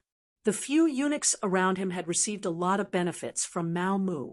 Now that Mao Mu's status had skyrocketed, not only the empress, but even the emperor relied heavily on him. Naturally, they would follow Mao Mu wherever he went. Although the sky was already dark, it wasn't yet time for curfew on the streets. The silk shop's door was still open, and Mao Mu led a few eunuchs inside. Take a good look and see if there are any good satin brocades. Pick out some and send them to the empress palace. After some casual instructions, Mao Mu, as usual, was warmly invited by the shopkeeper into the inner room to drink tea. Outside the silk shop, Kai Gu and his people couldn't see what was going on. After all, they knew that the empress liked satin brocades and would sometimes make them into finished products for money to support the palace's expenses. Unable to see what was going on or where the problem was, Kai Gu decided to sneak into the silk shop and see what Mao Mu was doing. This was his uncle's intention, and he had to obey. As to whether or not it would be dangerous, what a joke! He had learned martial arts from an expert since he was a child. The so-called "the skilled are bold" was used to describe people like him. The people surrounded the silk shop from different directions, and then used what they had learned. They either climbed over the wall or jumped onto the roof to find what Mao Mu was doing at this moment. At this time, Mao Mu was completely unaware of what was happening outside. He was talking to the shopkeeper of the silk shop, who was also the leader of the contact group, about what had happened today. He was going to report it to Yang Qindong in the form of a telegram. Kai Ji's skills were indeed not bad. Although he was tall and sturdy, his body was actually very agile. After a few jumps, he reached the top of the silk shop. Then, he lifted the roof tiles one by one, trying to find where Mao Mu was. Finally, after flipping over a few tiles, they saw Mao Mu with his hands behind his back under the light of the coal lamp. He was saying something, and there was someone sitting in front of him. There was something in front of him that they didn't know what it was called, and it was beeping and fiddling with it. because of his lack of knowledge. Kai Gu didn't know what a telegram was, so he wanted to take a closer look. He lowered his head and wanted to take a closer look, but then he felt a pain in his neck, followed by a wave of dizziness, and he fainted. Cold water splashed on Kai Ji's face, and he slowly woke up. He saw Mao Mu sitting in front of him. There were a few big men standing next to him. One of them was like an iron tower, and the muscles all over his body seemed to be about to burst out of his clothes. Based on his intuition, he knew that these people were not to be trifled with. When he thought about how he was knocked unconscious without even feeling it, he was even more certain of the other party's strength. At this moment, he had to be scared. He could only show a trace of a fawning expression and said, "Mr. Mao, all of this is a misunderstanding. A misunderstanding." Mao Mu suddenly stood up, very angry. How dangerous tonight was. If it wasn't for his heavy work, and if it wasn't for the fact that Bugnam of Gojoseon and Yang Qindong had considered this and sent the Wolf Fang special forces to assist him early, he would have suffered a great loss. Not only would his identity be exposed, but the task would also not be completed. In that case, more than 10 years of hiding would be ruined. Although Yang Qindong might not blame him afterwards, he would definitely blame himself. Chapter 1670. He was angry at his own carelessness and also angry at Kai Zhong's ruthlessness. On the surface, Kai Zhong thanked him, but later on, he arranged for people to investigate him. He was really a dog that bit, but didn't bark. Feeling that it was about time, Mao Mu knew that he couldn't stay for long. He looked at the big man beside him and said, "Captain Tai, I'll leave everything here to you. This person is the nephew of head eunuch Kai Zhong. He must know a lot of secrets." "Don't worry, eunuch Mao."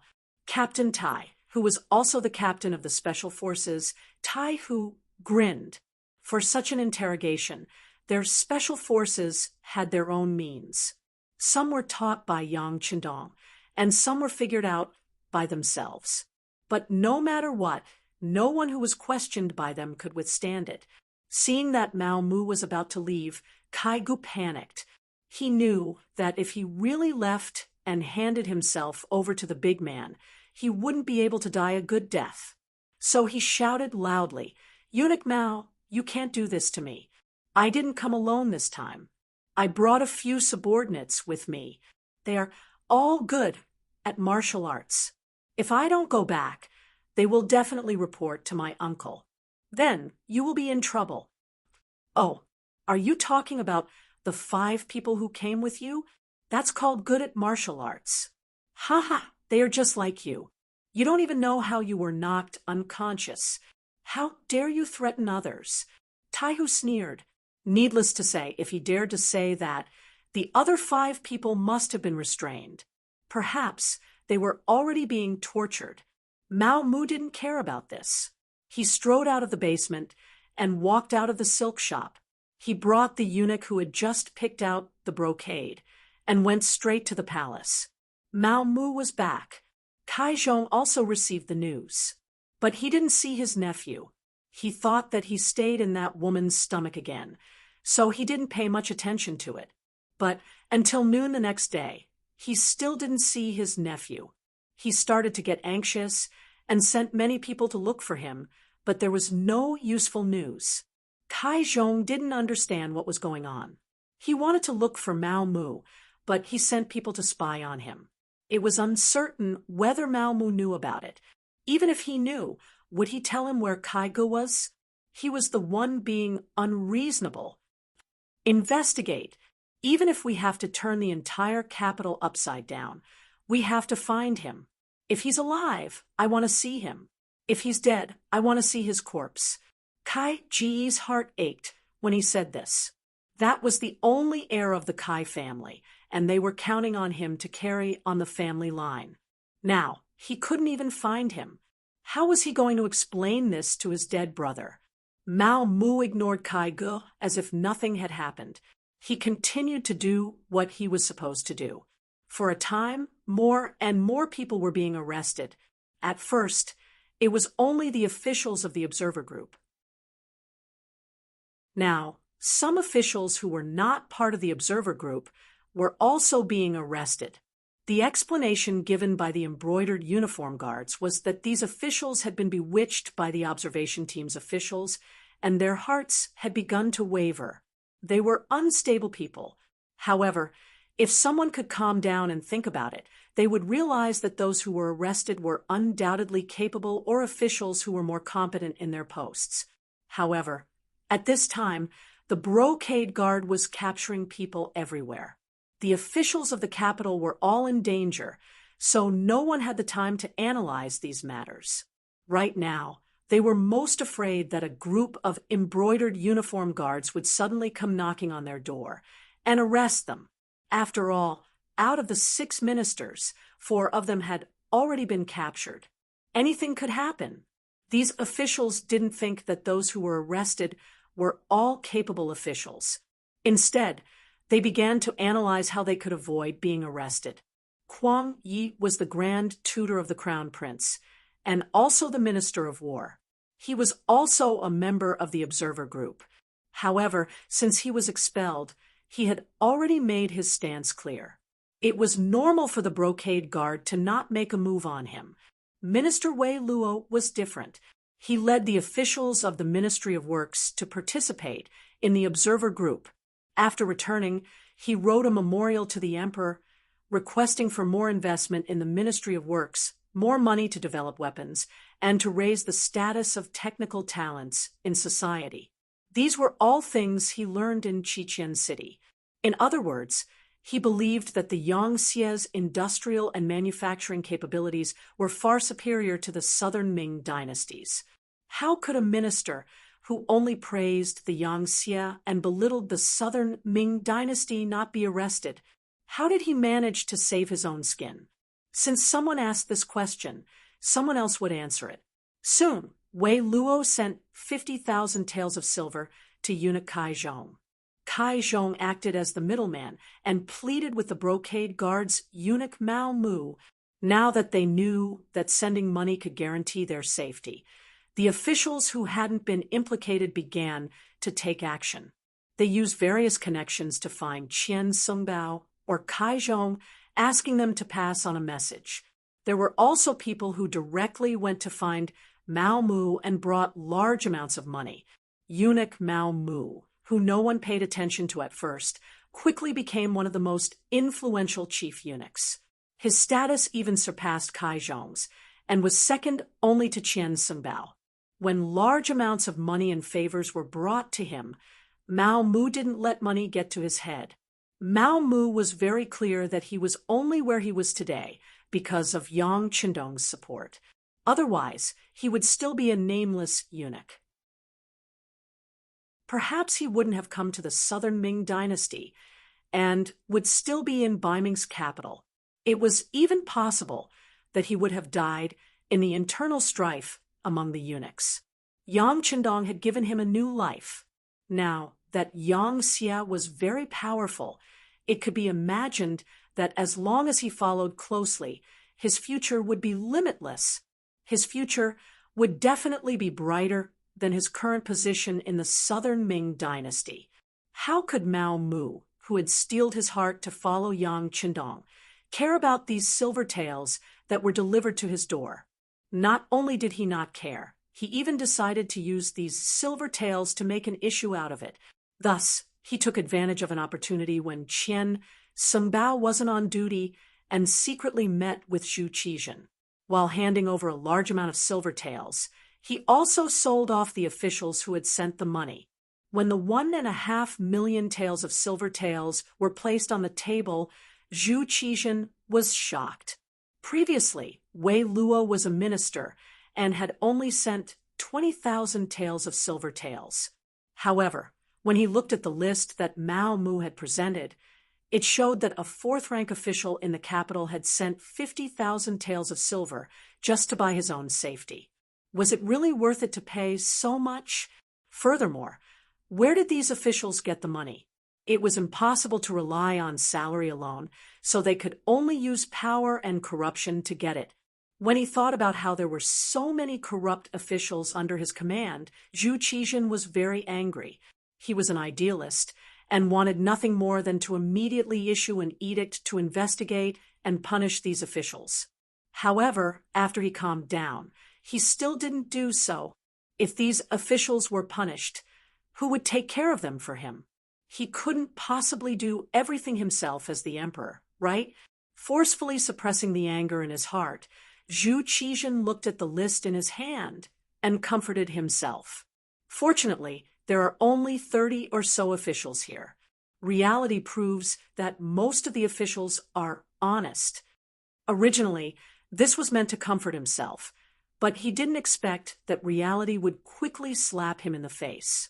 Mao Mu, who had been waiting there, opened his mouth again and said, "Reporting to your Majesty, these are only the officials who came directly to this subject. This is only the first batch. I believe that there will be a second and third batch. Because of this subject's status, there aren't many people who came to this subject. The officials who came to find Eunuch Qian and Eunuch Kai are the ones who can be called many. It seems that there are more than 100 of them." What?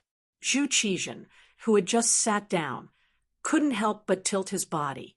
He almost lost his seat and slipped onto the dragon throne. Fortunately, he reached out his hands in time and stabilized his body. However, he was already unable to vent his anger. Could it be that my officials already don't know what it means to be clean and honest? Your Majesty, please quell your anger. Seeing Zhu Qizhen's angry dragon face, Mao Mu knew that he had to pour some water on him to calm his anger. Even if it wasn't for others, even if it was for Yang Qindong's grand plan, he had to do this. He couldn't really have Zhu Qizhen kill all of these officials who had sent gifts, right? If that really happened, not only would Zhu Qizhen not kill them, he would also have to reflect on whether it was right to have the embroidered uniform guards arrest them. If that really happened, the grand plan to weaken the southern Ming Empire before the war would be interrupted. This was something that Mao Mu definitely didn't want to see. After mulling over what to say, Mao Mu opened his mouth and said, "Your Majesty, in reality, this is just everyone feeling insecure. According to this subject's knowledge, some officials, in order to save their lives and gather money, even sold their ancestral property just to gather enough money to save their lives. This is enough to show that there are still quite a few honest officials who are serving the country. It's just the general trend. This subject thinks that we might have pushed them too far. Therefore, this subject believes that we should arrest those who have problems and just take the money from those who don't have problems and add it to the country's treasury. This way, those officials who have no money and have nothing to do will definitely do their best to be loyal to your Majesty. They already have no capital and have no other choice but to wholeheartedly serve the country. Your Majesty." Amen. When Zhu Qizhen heard this, the anger on his face faded a lot. That's right. Beloved official Mao's words are reasonable. Since that's the case, we will allow it. They could continue to find problematic officials and stabilize the court so that they wouldn't be frightened by Yang Xie before the war. They could also collect a large sum of money for the court's use. It would be strange if Zhu Qizhen didn't agree to such a result. Seeing that Zhu Qizhen had agreed, Mao Mu immediately praised the emperor for his wisdom. He then said, "Your Majesty, it's true that this subject's method is good, but this subject will inevitably offend Eunuch Qian and Eunuch Kai.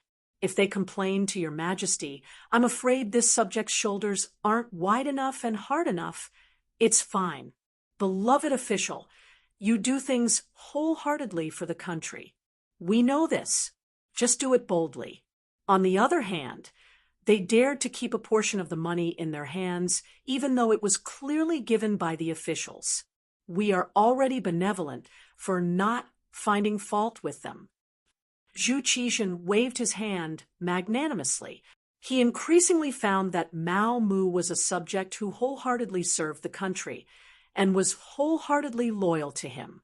He wasn't greedy and didn't take the money. He handed over as much money as the officials gave him. Just this point alone made him much better than the others. You're tuning in to the Mystic Fist YouTube channel.